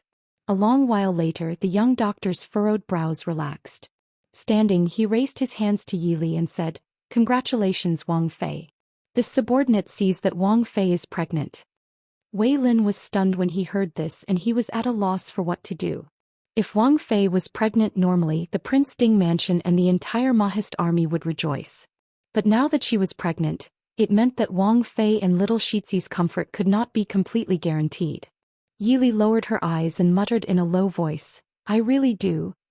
The youth nodded his head with certainty and said, replying to Wang Fei, "This subordinate is certain." Yi Li looked at him and asked, "Do you need me to prescribe any medicine?" The young man shook his head and said, "Princess Consort's health is very good, and her pulse is also very good." There was no need for any pregnancy-stabilizing medicine among his subordinates. Since it wasn't necessary, there was no harm in avoiding it. But the necessary tonics are still needed. Also, in the first few months, Wang Fei must be extra careful and not affect the fetus. The first few months. Then in the future? After 3 or 4 months, the fetus will be stable and there won't be any major problems. But at the same time, you still have to be careful and safe.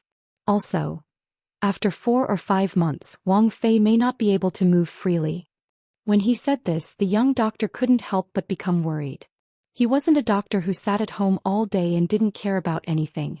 As a military doctor who followed the army, he naturally knew how dangerous the battlefield was and how many unpredictable accidents there were. Looking at Yi Li, he could only say, "Please be careful, Wang Fei." Yi Li nodded and said, "Ben Fei knows." Would it be all right for Dr. Yang to stay in the governor's office for the next few days? The young doctor raised his hands and said, "It is this subordinate's honor to be able to take care of little Shizi. This subordinate will obey." "Thank you for your trouble, doctor. Please keep this matter a secret for me." Other than the people by Ben Fei's side, Ben Fei does not want anyone else to know. Although the young doctor didn't understand, he still agreed and said, "This subordinate will list the tonics and give them to Wang Fei's people. Many thanks." Wei Lin, send Dr. Yang out. "Yes, Wang Fei." Feng Xiao blew in from the outside like a gust of wind. His usually carefree and unrestrained face was covered in a rare fine sweat. His cynical and elegant face had also turned pale due to nervousness. Yi Li raised her head to look at him. She asked with a smile, "What is it?" Feng Xiao lost his composure and pointed a finger at her. He quickly pulled it back, but his face still looked like he was having trouble digesting. "Wang Fei, you really?" "That's right." Not used to his trembling appearance, Yi Li generously nodded and admitted, "Yes, I'm pregnant." "How can it be like this?" Feng Xiao looked like he had been struck by lightning. He looked pitifully at Yi Li. Yi Li couldn't help but feel embarrassed. She helplessly put down the brush and said, "Prince and I have been married for more than a year. What's wrong with having a child?" Feng Xiao was silent. What was wrong with a married couple having a child? Of course there was no problem. But right now, the 2 armies were at war and the general of one army had a child. Was this considered a problem? With a sad face, Feng Xiao sighed, "Little Shizi, you really didn't come at the right time." It would have been good even if he had come a few days earlier. At least when the prince hadn't left, the prince would have known how to deal with this matter. Yi Li unconsciously rubbed her flat stomach. She laughed softly and said, "Even if it's not the right time, it's already here. What can I do?" All right, it was indeed her fault that she didn't use contraception properly. "Feng-san, do you have any suggestions? I need to immediately report this to Prince." That was Emo Shiyao's child, the little Shizi of the Ding Palace. How could he dare to have any suggestions? Well, Yi Li shook her head and said, "At most only Zhuo Jing and a few others know about my pregnancy. Among the generals only you know about it. You can't spread it outside." Feng Xiao frowned. "Why is that?" Yili said helplessly, Prince can't leave right now. Why should we distract him? Also, it won't do us any good if the news of my pregnancy gets out. Feng Jiao said worriedly, but the safety of Princess Consort and the little Shitzi? I'm afraid we can't hide it for long. Yili thought and said, I estimate that this war will end in at most 3 months. At that time the child won't be 4 months old. As long as we are careful there won't be any problems. Feng Jiao still wanted to persuade her but was stopped by Yili. It's already not easy for Prince to deal with the allied forces. If he has to worry about us, do you think it will do him any good? Feng Jiao looked at Yili's determined face and finally sighed softly. He said in a low voice, this subordinate obeys. Princess Consort, please take care. I understand. Yili nodded. At the end of September and beginning of October, the weather in the northwest had become cold. The occasional light rain and cold wind made the people living in the Chu capital feel the arrival of winter in advance. Entering winter, because of the various military provisions, the fodder for the military horses became scarce. The Xiling kingdom had never been rich in grain, so their grain reserves were naturally not very rich. Furthermore, they had not expected that this war, which they thought they were going to win, would end up in such a stalemate. Xiling's grain supplies began to show signs of being in short supply. In the middle of October, other than leaving some people to besiege Xinyang, Genom of Gojoseon had turned most of his troops to Hangzhou, which was known as the Granary of the Northwest. The Xiling soldiers also started their long-awaited pillaging. Wherever they went they robbed the grain stores of the government, the crops that had not been harvested in time and even ordinary villages. Feng San gritted his teeth. I think we should abandon Xinyang. Everyone was in an uproar. Xinyang had been massacred and Prince had personally taken it back from the West Hill people. If they lost it again the Mahist army would lose face. Yili's expression was calm. Tell me the reason. Feng Jiao said, Xinyang has 3 sides of flat land. It is easy to attack and hard to defend. Moreover, it is now an empty city. There is no point in defending it. Once the Xiling army takes over the 11 cities in the northwest, Xinyang will become an ancient city. At that time, even if we can take it for a few months, what's the point? Yili nodded. Continue. Feng Jiao walked to a large map hanging not far away. He raised his head and looked at it. Pointing at a certain place he said, this subordinate's opinion is to abandon Xinyang, seize the road from Li River and reject Hangzhou. Hangzhou is the granary of the northwest. The terrain is complicated and steep. Even though the Xiling army is trying their best to open the road to Hangzhou, they are still met with setbacks. We are familiar with the terrain of the northwest. We can definitely reach Hangzhou before their main force arrives. We can also clear out the vanguard troops already there. In addition, Hangzhou is a stronghold. It is the gateway to the northwest. As long as we defend Hangzhou, even if Genom of Gojoseon has thousands of soldiers and horses, they will not be able to enter the central plains from the northwest. The study was silent. Everyone stared at the map as if thinking about Feng Jiao's words. Yili looked up at the crowd. What do you all think? After a long time the young Yun Ting stepped forward and said, I agree with General Feng's suggestion. I am willing to be the vanguard and open the road for the princess. Soon more and more people seconded the idea. Looking at the excited generals, Yili nodded and said softly, I understand. Everyone go back and prepare. No matter what kind of battle we will face, I hope that everyone will be prepared and have enough energy. Yes, princess. The generals all took their leave. Only Feng Jiao, Zhuijing and the others were left in the study. Feng Jiao looked at Yili and said in understanding, Princess also agrees with my suggestion? Yili smiled faintly and said, after delaying in Xinyang for so long, is Feng San anxious?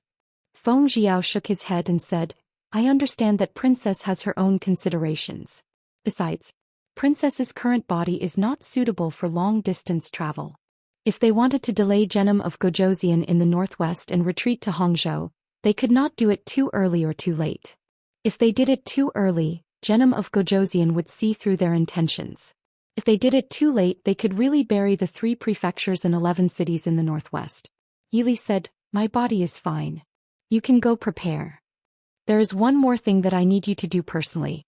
Feng Jiao saw that Yili was serious and his expression became serious. He said solemnly, Please give your orders, princess. Yili lowered her eyes and said, even if we retreat to Hangzhou, I do not want the people of West Hill to get a single grain of rice or grain in the northwest. Feng Jiao paused and said, princess means scorched earth? Yili said faintly. Feng Jiao was silent. Although he had never heard of this phrase, it did not prevent him from understanding what it meant. Feng Jiao's expression changed as he looked at the beautiful woman with a cold expression in front of him. He respectfully said, this subordinate accepts the order. You may leave. I will leave. Seeing Feng Jiao's figure disappear through the door, Yili closed her eyes tiredly. A faint trace of sadness appeared between her brows. Shuijing looked at her and said in a low voice, my lady, the West Hill army is now burning and killing in the northwest. The people are already suffering. It is not your fault. Yili shook her head and smiled bitterly, but I am afraid that I have made their suffering worse. Once the West Hill army could not get their food, how could they not vent their anger on the common people? Shuijing said, there are not many people left near Xinyang.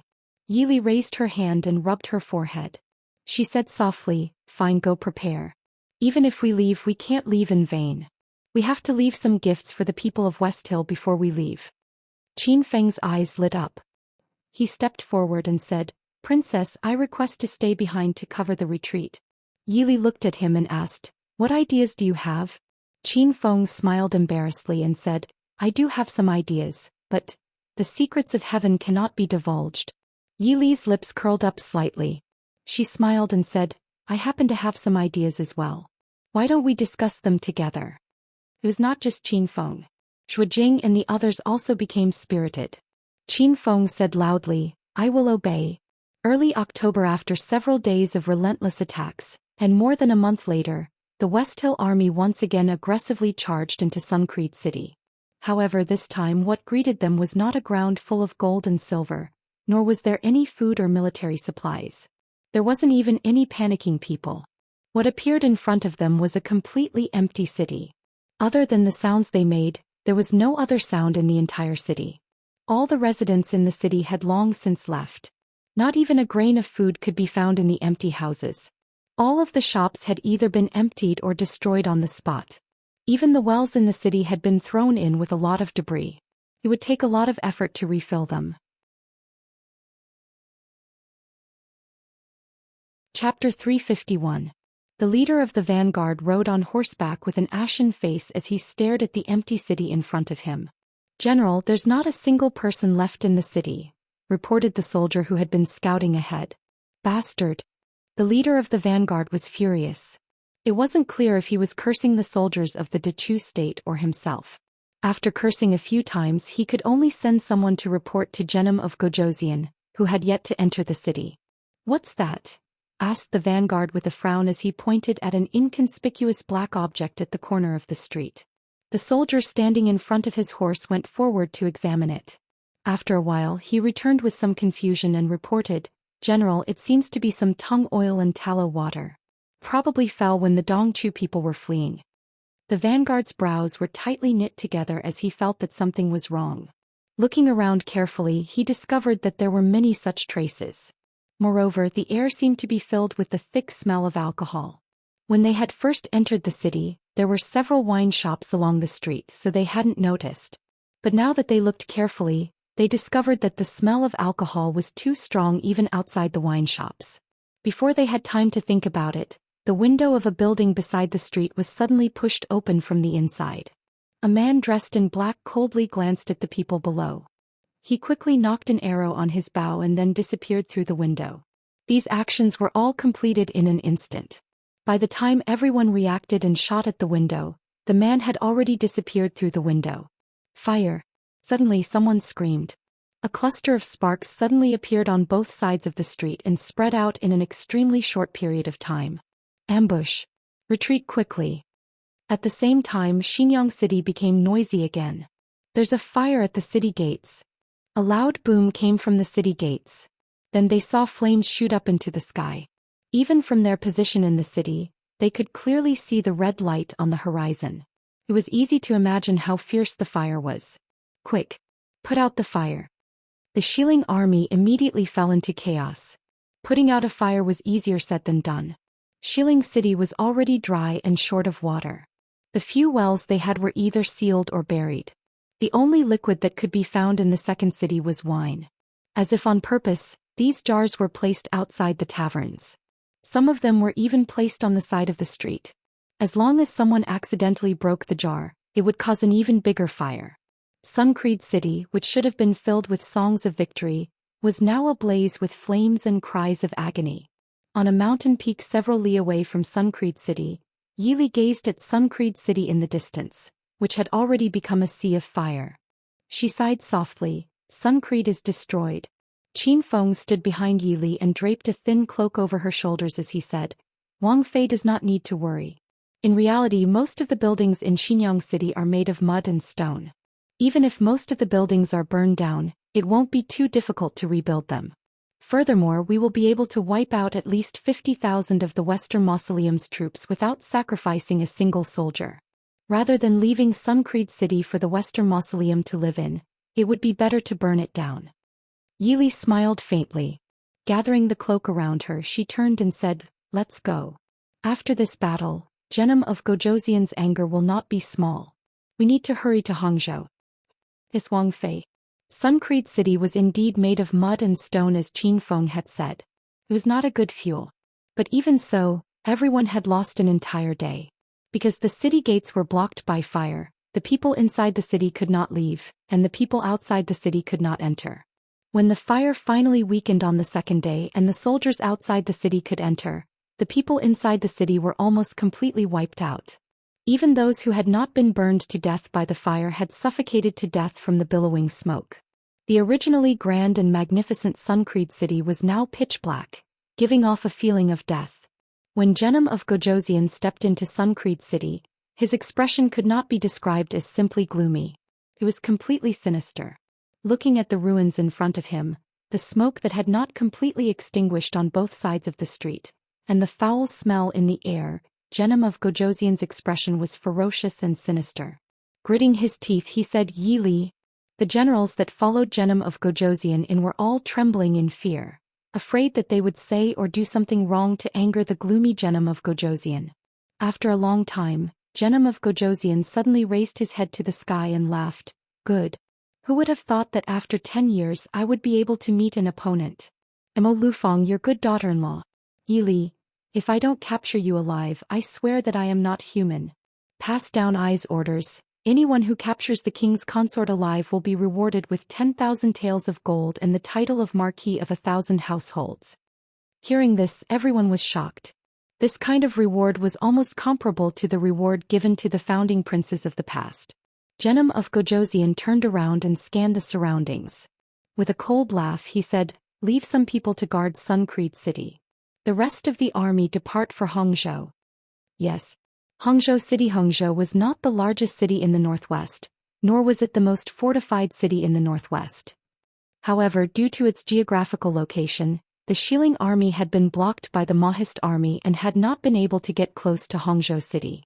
Although the flames of war were raging in the northwest, the citizens and merchants of Hangzhou City were still very peaceful. This was because they were backed by the northwest, which was the only way to enter the Central Plains. Even if Hangzhou City was breached by the Shilling army, they still had time to escape to the Central Plains. Also, right now, the northwest was not the only part of the Dechu state that was at war. Therefore, there were fewer people fleeing. This subject is the Northwest Inspector General Sun Xingji. I lead the officials and merchants of Hangzhou to welcome Ding Wang Fei. At the city gates, the Hangzhou governor led the officials to welcome Yi Li and her group. Feng Jiao glanced at the middle-aged man who was full of smiles in front of him. This person could be considered part of the pro-emperor faction. When the war started, he had fled from Suncreed City to Hangzhou. He did not pay attention to the Maoist army near Hangzhou, and even thought of ways to delay the food that should have been provided. At this time, he still had the guts to stand at the city gates to welcome Wang Fei. He was very daring. Yi Li was dressed in plain blue robes. She did not have the elegance and grandeur of the noblewomen of the Chu capital. The hem of her robes was smooth. The simple and ordinary style did not cause people to be disrespectful. Holding Zhuo Jing's hand as she dismounted from the horse, Yi Li looked calmly at the 2 rows of people standing respectfully in front of her. She nodded slightly and said, "Official Sun, you are excused." Sun Xingji came forward and said with a smile, "Wang Fei must be tired from the journey. Please come into the city and have a cup of tea. At night, this subordinate will host a banquet to welcome Wang Fei." Yi Li's eyebrows rose slightly. Was he in such a hurry to announce the relationship between guest and host? "I'm afraid I will have to reject Official Sun's good intentions. The Xiling army is rampaging in Hongzhou. Does Official have a solution?" Sun Xingji smiled and said, "With the Maoist army present, there is no place for the Xiling people to do as they please. This subject is the same as the people of Hongzhou. This subject is very assured, very assured." At the side, Feng Jiao's eyebrows rose and he said with a cold smile, "Does Official Sun only mean the people of Hongzhou? I remember that Official Sun is the governor of the Northwest and not the governor of Hongzhou. In addition, Lord Sun's meaning just now seems to be that the West Hill people are wantonly raiding the Northwest, and it is the Mo army's fault?" Sun Xingji's face stiffened, but he quickly smiled apologetically and said, "This official does not dare." Not daring did not mean that he did not dare. Feng Jiao snorted lightly and ignored him. Chapter 352. The atmosphere seemed to be slightly awkward. A middle-aged man standing behind Sun Xingji hurriedly stood up and said, "This official, Hongzhou's Governor Qi Anrong, greets Wang Fei." Yi Li nodded and said, "Official Qi, this Fei heard that the provisions that were supposed to be supplied to the Maoist army in Hongzhou have not arrived. What is the matter?" Qi Anrong quickly glanced at Sun Xingji beside him and stammered, "This? Wang Fei, please forgive me. The Northwest has been raided by the Xiling people and Hongzhou has suffered especially, so the provisions have been delayed for a few days. Wang Fei, please forgive me."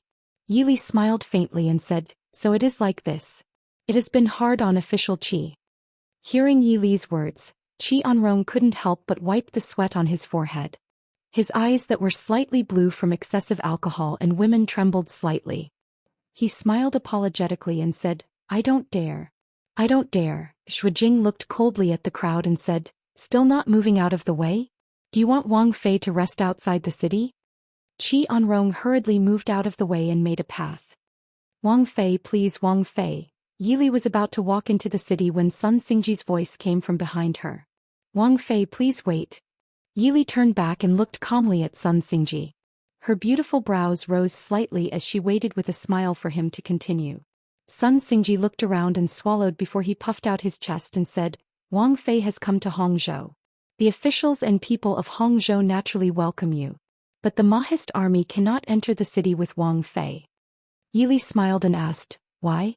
Sun Xingji said seriously, "If so many people enter the city, it will cause chaos in the city. Wang Fei, please reconsider. Also, according to the laws of Dechu State, each city cannot have more than 50,000 soldiers. Wang Fei will only bring a few 100,000 people, right?" Sun Xingji's voice grew louder as though he found he was in the right. Yi Li was not angry and only stared calmly at the smug middle-aged man in front of her. Seeing that Yi Li did not speak, Sun Xingji became even happier. Even the cautiousness he originally had was gone by 70 to 80%. He smiled and said, "Wang Fei, is what this lowly official said reasonable?" A beautiful smile bloomed on Yi Li's lips. Sun Xingji, who was so proud of himself, didn't notice the frown on his face. The people around Yi Li silently took 2 steps back to avoid being caught in the crossfire. "Lord Sun, do you know that this consort just set fire to Xinyang?" Yi Li's voice was clear and cold. Sun Xingji couldn't help but shiver. His smile was still stiff on his face as he stared blankly at the woman whose expression had suddenly changed. "Princess consort, this consort dares to burn down Xinyang. I'm not afraid of killing 2 more useless officials." After entering the city, the scene in Hongzhou city made the Maoist army generals angry. The entire city wasn't filled with song and dance, but just by looking at the city defense and the soldiers guarding the city, no one could tell that this was an army and city that was about to be invaded by a powerful enemy. The city defense was sparse and the soldiers and generals were not alert at all. The generals following behind Yi Li all had ugly expressions. It was a blessing from the heavens that Hongzhou hadn't been taken over by the West Hill people. Before they could enter the governor's manor, Yi Li said coldly, "Bring the governor of Hongzhou to me." "As you command." Entering the governor's manor, groups of servant girls and servants immediately came to greet them.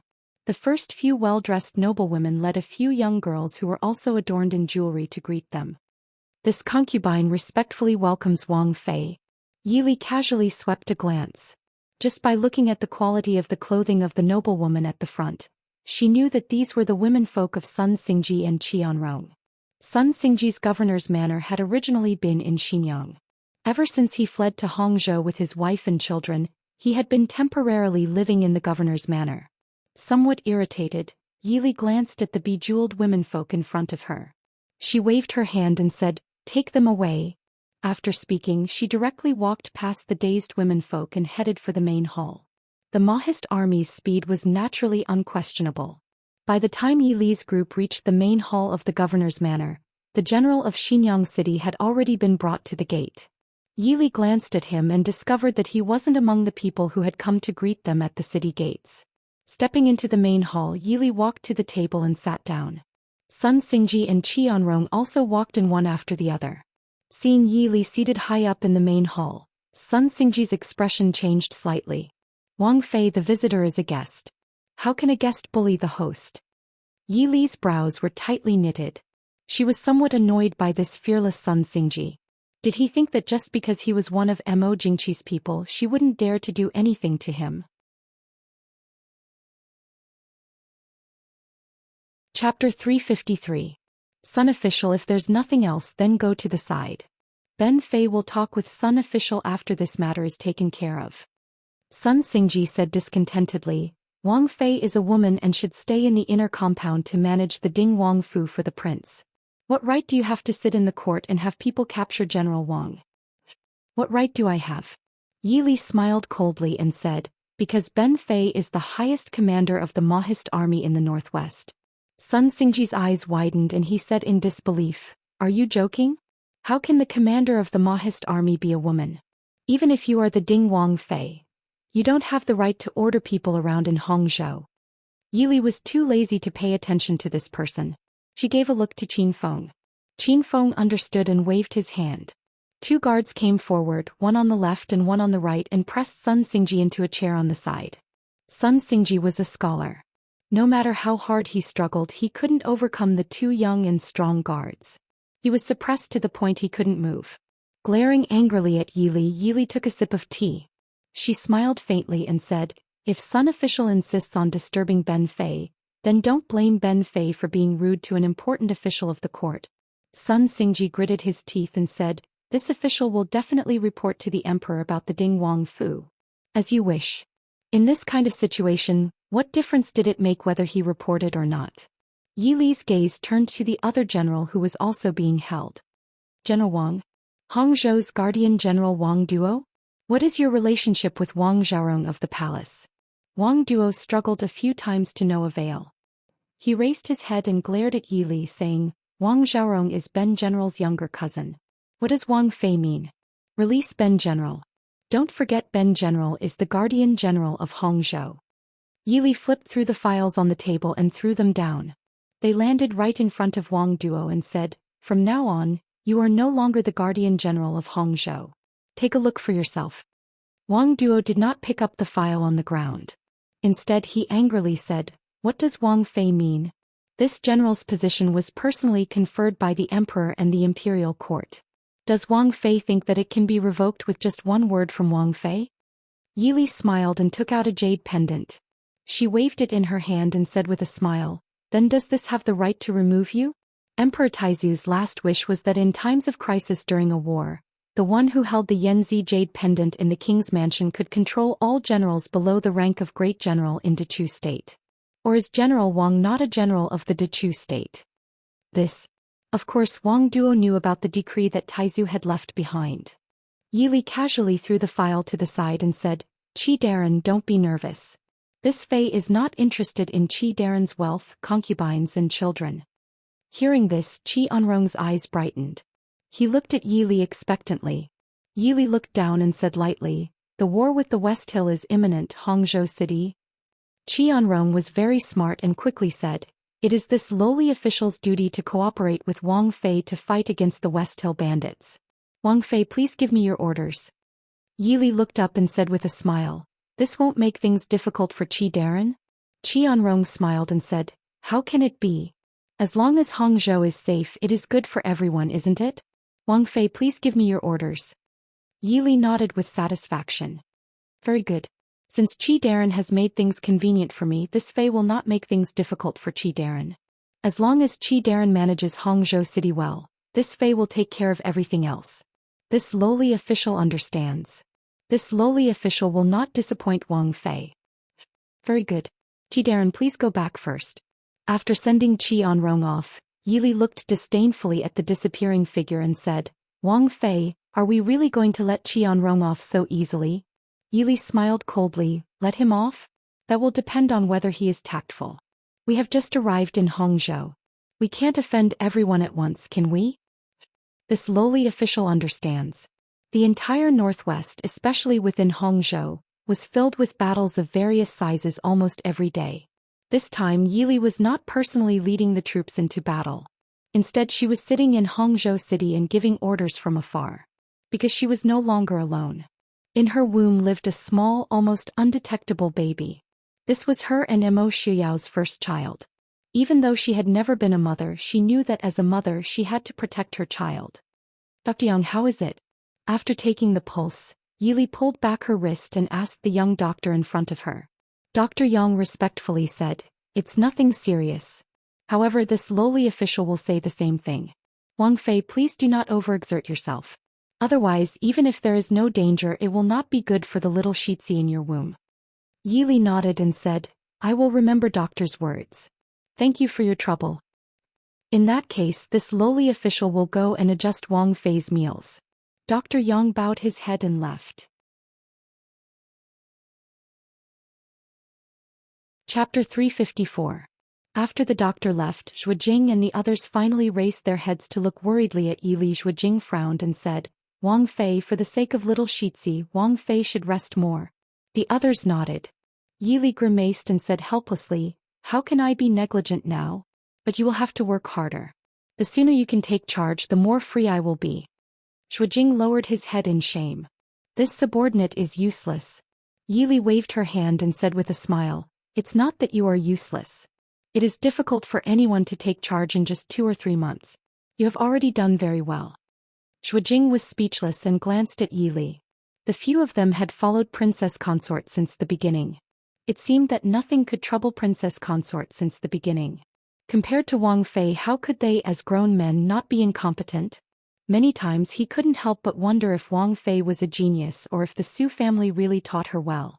"Wang Fei, there is a Mr. Han outside the Fu asking for an audience." The guard outside the door came in to report. "Mr. Han." Yili stilled and quickly reacted, "Han Mingxi? Quick, invite him in." A short while later, Han Mingxi stepped into the study. He was still wearing a grand dark red robe. After not seeing him for a few months, his originally seductive features had changed slightly. He now had a hint of the sharpness and decisiveness of a person in a high position. But when he saw Yili, he still had a trace of a wicked smile. His voice was deep and lingering. "Junwei, I haven't seen you for a long time. I miss you." Yili looked at the handsome man in front of her and sighed softly. "Mingxi, why have you come?" Han Mingxi walked into the study and smiled helplessly. "I heard that Junwei led an army as Ding Country Wang Fei and defeated Genom of Gojozian of Xiling. Isn't that awe-inspiring? No matter what, I should come and see the elegance of the Ding Wang Fei, right?" Her slightly raised peach blossom eyes stared at Yili, not concealing the bit of anger in her eyes. Knowing that he was concerned about her, Yili smiled and said, "What awe-inspiring? I had no choice. And it wasn't me who beat up Genom of Gojozian of West Hill. The situation in the Northwest is not easy recently. If you had come a little later, I might have been the one who was beaten up." Han Mingxi snorted softly and glanced at Zhuojing and the others who appeared to be busy but were actually eavesdropping. He said, "Where is your Prince Ding? Isn't he known as the god of war? What kind of man is he to throw his wife into the battlefield and charge into the enemy lines?" "Mingxi." Yili looked at him with a smile. "I know you care about me as a friend, but in this situation, no matter how powerful Xuyao is, he can't split himself." Han Mingxi sneered and turned his head to ignore her. But when he heard Yi Li defend Imo Xiuyao, his clear and handsome eyes darkened slightly. Yi Li saw Han Mingxi's dejection, but since some things were destined, they shouldn't be tangled up. If one was indecisive, it would hurt others and oneself in the end. She stood up and said with a smile, "You came at the right time. Hangzhou is not bad now. Why don't you rest for a while and we can talk about it tomorrow? Alright, Master Mingyue is also in the Fu right now. You should go and see him." When she mentioned Han Mingyue, Han Mingxi was startled again and his expression was complicated. Every time he thought of his older brother who had raised him since he was young, Han Mingxi felt angry and helpless. The kindness of raising him and teaching him was not something that could be resolved with a word of severing ties. Han Mingxi respected his older brother even more than his parents who had passed away early. The reason why he was so against Han Mingyue taking action against Yi Li was because of his friendship with Yi Li, but it was more because he understood that it was not worth it for his older brother to betray his brother and go against the Ding Palace for such a woman. It was a dead end. And now, the same reason why Han Mingxi came all the way to Hangzhou, other than because Yi Li was here, it was also because he had received the news that Han Mingyue had been captured. Hearing Yi Li's words, he knew that Han Mingyue was not doing badly. At the same time, he also understood that Yi Li could let Han Mingyue go so easily because of him. He couldn't help but feel warm in his heart. "Junwei, thank you." Yi Li smiled faintly. "What are you thanking for?" Han Mingyue had made a deal with Xiaoyao. Since Xiaoyao spared his life, there is no difference between letting him live a better or worse life. You brothers have not seen each other for a long time. Go and take a look. Han Mingxi nodded and turned to leave the study.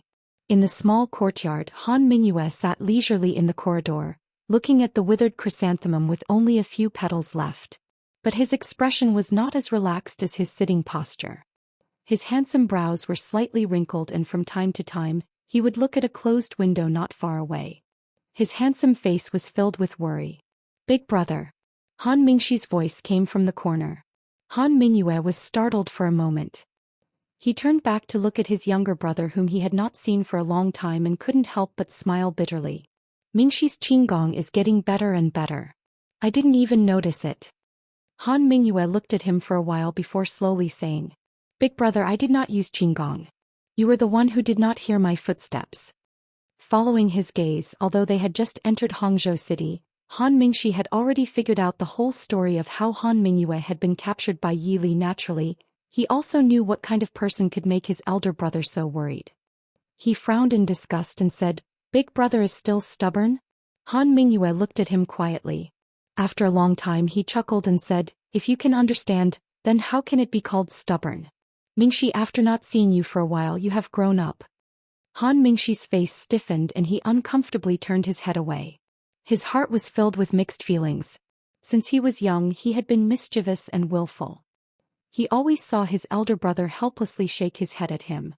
Now that he suddenly heard his elder brother's praise, he was somewhat unable to regain his senses, but also very happy. But when he thought of the price he had to pay for growing up, these days Han Mingxi's life was not as comfortable as others imagined.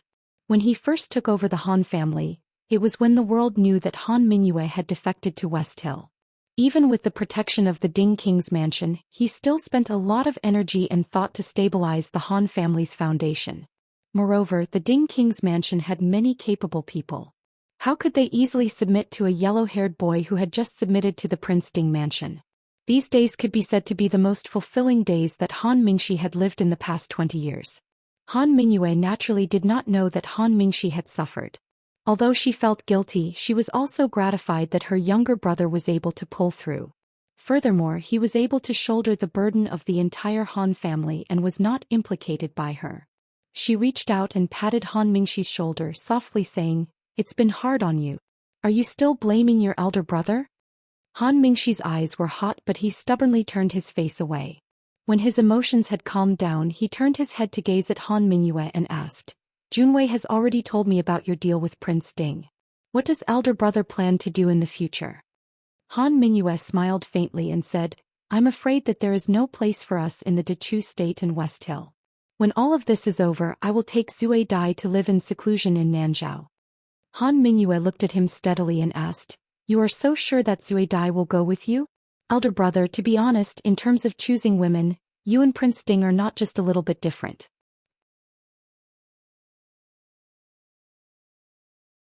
Chapter 355. Han Mingyue said with a smile, "If I had the same taste as Prince Ding, my life would be even more difficult now. So, Mingxi, if you can stay away from Princess Ding. Men can be unreasonable when they get jealous." Han Mingxi was a little embarrassed when his big brother saw through his thoughts. Thinking about it again, he felt that his big brother's words made some sense. His big brother had taken a fancy to Suzuki. If he really wanted her, there might be a way to get her. But a woman like Yili. Glaring hatefully at Han Mingyue, who changed the topic, he said, "I know what I'm doing, but I'll give you a piece of advice. You and I both know what kind of woman Suzuki is.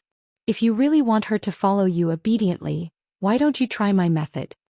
Han Mingyue looked at him curiously with raised eyebrows. Han Mingxi sneered and said with a malicious smile, "If you destroy her face, she will naturally follow you obediently. But big brother, do you really love Suzuki, or do you only love her face?" Han Mingyue was silent. Did he love Suzuki as a person or her face? He himself might not be able to say it clearly. The person he loved. After so many years, he still didn't know that personality and that heart were not what he liked at all. Love that face. Suzuki was indeed very beautiful. But the world was so big that it was not impossible to find one or two women who could be compared to her. He only knew that year, when he saw that stunning woman among the falling petals for the first time in the peach blossom forest, he sank into a deep dream and never woke up. Looking at Han Mingyue, who was still in a daze, Han Mingxi secretly sighed. How did his elder brother, whom he had once been so proud of, fall into the hands of a woman like Suzuki who only had looks? Thinking of his elder brother's resolute departure in Guangling back then, thinking of how dejected he was when Suzuki abandoned his elder brother back then, thinking of how he was now trapped with nothing, Han Mingxi's slightly narrowed eyes overflowed with a bit of murderous intent. Han Mingyue frowned slightly and looked at Han Mingxi. "Mingxi, don't hurt her. Big brother is begging you." Han Mingxi looked at his elder brother's pleading face and felt a wave of sadness in his heart. Mr. Mingyu was like the bright moon and unparalleled romantic. But now he was begging him, the disreputable hedonistic son of Mr. Fengyu, for the sake of a woman. At this moment, Han Mingxi finally understood something that was already set in stone. The world would never see that cultured and elegant young Master Mingyu again. "Big brother, do you really not regret it?" Han Mingxi asked. Han Mingyue smiled faintly and remained silent. No, it was too late for regrets. After a long time, Han Mingxi finally gave up. Nodding, he turned around and said, "All right, I understand. Big brother, take care of yourself. If one day you are killed by that woman, I will kill her and bury her with you." Han Mingyue silently watched her brother turn and leave. In the end, she didn't say anything more. Although he had left behind a terrible mess, Mingxi had ultimately relied on herself to survive. As for him, he turned around and looked at the woman in white who was walking towards him. A faint, bitter smile tugged at the corners of his lips. Han Mingyue. Suzuki walked lightly to the corridor and looked at Han Mingyue, who was leaning against a pillar. Her expression was gloomy and her exquisite face was filled with displeasure. "When exactly can we leave this damned place?" Suzuki felt like she was going crazy. She had never regretted agreeing to Genom of Gojoseon to return to Dechu State to seduce Emo Xiuyao so much. It was fine that she didn't succeed in seducing Emo Xiuyao. These days she had been moving around with the army. She had been eating plain tea and wearing the most ordinary clothes. The worst thing was that she couldn't stop to rest whenever she wanted to. Every day was exhausting. After finally arriving in Hangzhou, she originally thought that she could live a more comfortable life. However, Yili had people shove her into this small, simple courtyard and no longer cared about her. Other than the people who brought her food every day, there weren't even any maids to serve her. This made Suzuki's patience reach its limit. In fact, what Suzuki didn't know was that the reason why there weren't any maids or servants in this courtyard wasn't because Yili deliberately mistreated her. It was because Han Mingyue had dismissed all the people she sent. Therefore, Suzuki had to wash herself every day, tidy up her own room and even wash her own clothes. Seeing Suzuki's impatience and anger, Han Mingyue felt as if her heart was being stabbed by a blunt knife. She frowned and recalled Han Mingxi's words. She faintly lowered her eyes and asked, "Leave here? Where do you want to go?" "Back to Xiling, of course." Not noticing Han Mingyue's expression, Suzuki answered matter-of-factly, "I want to return to the palace. I can't stand this damned place anymore." Han Mingyue looked up at her with a calm expression. You don't want to take revenge on Princess Ding? Su Zuidi was startled and frowned with some hesitation. Of course she wanted to take revenge on Yi Li. She wanted to even in her dreams. But she wasn't a fool. As long as Emo Xiuyao was still alive, she wouldn't dare to take revenge on Yi Li. She grew up with Emo Xiuyao. She could look down on any man in this world, but she definitely wouldn't dare to look down on Emo Xiuyao. Looking at Han Mingyue, Su Zuidi gently bit the corner of her lips and asked, You said you would help me. Is that true? Han Mingyue looked at her and didn't say anything. Su Zuidi took his reaction as a tacit agreement. Her eyes wandered and her slender hand pressed against Han Mingyue's chest. Her voice was gentle and moving. Mingyue, can you help me? Help me kill Xiuyao. Han Mingyue's heart turned cold. He lowered his head and looked at the woman leaning against his chest. She had a face that was as otherworldly as a fairy from the ninth heaven, but the words that came out of her cherry mouth made people shudder. I thought you couldn't forget Xiuyao? Su Zuidi didn't care at all and said with a faint smile, Of course I can't forget Xiuyao. Even if he dies I won't forget him in this life. Mingyue, do you still remember Xiuyao's appearance in the Chu capital? At that time, I knew that there wouldn't be a man more outstanding than him in this world. Unfortunately, at that time he was only the second young master of the Ding Palace, Prince Ding's younger brother. If there wasn't a Mo Xiuan, then it would be even more perfect. Unfortunately, even though he's already Prince Ding now, I can no longer see the elegant appearance that was famous in the Chu capital. Hearing Su Zuidi's words that seemed to be talking to herself, Han Mingyue's heart suddenly jumped. He stood blankly in the corridor and didn't have the slightest reaction to the warm and fragrant jade in his arms, as if he had sunk into some kind of thought. Su Zuidi also didn't really want Han Mingyue to express her opinion. She only continued with a smile. Originally I thought that perhaps one day Xiuyao and I could still be together. But after this reunion I finally understood. Xiuyao has already been seduced by that slut Yi Li. You've also seen how ruthless he is to me. Since I can't have him, then that slut Yi Li can also forget about having him. Speaking to here, Su Zuidi's beautiful face had already become distorted because of the resentment on her face. She raised her head and looked at Han Mingyue with eyes full of tenderness and affection. Mingyue, help me kill Emo Xiuyao. Help me kill Emo Xiuyao and I'll be yours. Han Mingyue's eyes were empty and blank. Kill Emo Xiuyao.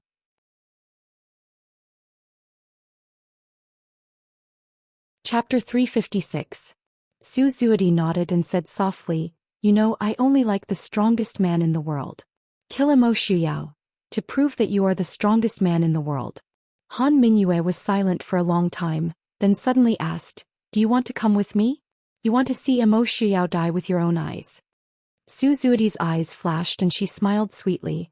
I'll wait for you in the Emperor of Xiling City. Bring Emo Xiuyao's head to me. Then we can be together forever. Han Mingyue stared at her until Su Zuidi couldn't maintain the smile on her lips. Then he slowly pulled her hand away and turned to walk into the depths of the courtyard.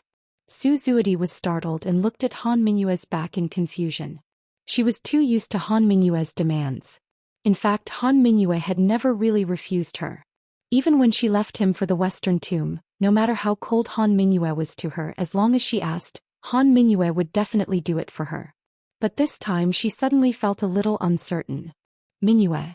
Han Mingyue turned back, his handsome face full of exhaustion. Zuidi, have you thought about what would happen if I went to kill Xiuyao? He was no longer the Han Mingyue who controlled the Tianyi Pavilion. Even when he was at the peak of his power, he didn't have the confidence to say that he could kill Han Mingyue. Su Zuidi frowned slightly, then smiled and said, I know this is very dangerous. Mingyue, I will naturally find someone to help you. Han Mingyue was unmoved. Do you know what will happen to the Dechu state if Emo Xiuyao dies? Su Zuidi frowned unhappily. What does the Dechu state have to do with us? Mingyue, are you going to help me or not? Han Mingyue shook his head heavily. Seeing Su Zuidi's expression suddenly change, he glared at her and cursed her for being useless, then turned and left. Seeing her leave without hesitation, Han Mingyue sighed. If he agreed not to mention assassinating Emo Xiuyao, whether they could survive the night would be a problem. This was the woman he loved. The white figure was no longer in the corridor, Han Mingyue thought bitterly. In the study of the governor's office, almost all the generals of the Mahist army in the northwest, except for those who were leading the troops outside, had come. Yili sat in a comfortable chair, smiling as she listened to the general report on the situation of the war in the past few days. Although most of the generals who stayed in the northwest were relatively young and almost none of them were famous, the southern Marquis, who was considered dead by outsiders, stayed. Marquis Nan's experience were not comparable to the average young general. Although he could not go to the battlefield openly, he had taught Yili a lot of knowledge about marching and fighting. At the same time, he had taken a lot of pressure off her. 3 of the 11 cities in the northwest are in the hands of the West Hill. If they won, then Emo Jingqi would probably take advantage of the Mahist army's exhaustion from the battle to cause a great disaster. Therefore, Yili was very clear in her heart that the northwest was not as simple as driving out the Wiling people. She also had to protect the entire northwest for Emo Xiuyao and ensure that this land was in the hands of the Mahist army. This was because it was very likely to become the Mahist army's last retreat. Therefore, they needed to pay more attention to food. These days, the Mahist army had been fighting and stopping. It was almost as if they were just delaying the footsteps of the Xiling army. There were almost no truly spectacular battles. Therefore, the soldiers were fighting very sullenly. They had long been ready to give the West Hill people a head-on blow. At this time, when they heard Yili's words, they suddenly became excited and began to talk about their own opinions. Suddenly, the whole study became noisy. Han Mingxi sat in the corner and quietly looked at the woman who was sitting leisurely in front of him and seriously listening to the general's opinions. He naturally could not get a word in such a purely military meeting. He only sat quietly and looked at Yili's elegant face with an indifferent and calm smile. From time to time, she would express her own views and opinions to everyone's opinions. For some reason, Han Mingxi's thoughts gradually drifted back to when he had first met Yili a long time ago. At that time, the elegant youth dressed in men's clothing overlapped with the woman who calmly controlled hundreds of thousands of troops in front of him. Han Mingxi suddenly felt an indescribable bitterness in his heart. If at that time, the thought in his heart had only appeared. Han Mingxi smiled bitterly and shook his head to get rid of the absurd thought in his heart. Even if they had known each other earlier, Jun Wei would not have chosen him. Clear? Han Mingxi came back to his senses. He blinked and found that the noisy study had quieted down. The generals who had finished the meeting had all left. Only Zhuo Jing and Wei Lin were still sorting out the files in the side hall not far away. Yili looked at him with a smile and said, "What are you thinking about? It's rare to see you in a trance." Han Mingxi smiled and looked at her up and down. He said, "The war is coming. You're different now. Will there be any problem?" Yili was stunned. She unconsciously stroked her flat belly and smiled. "Fengsan told you?" Han Mingxi nodded and asked, "Can't I know?"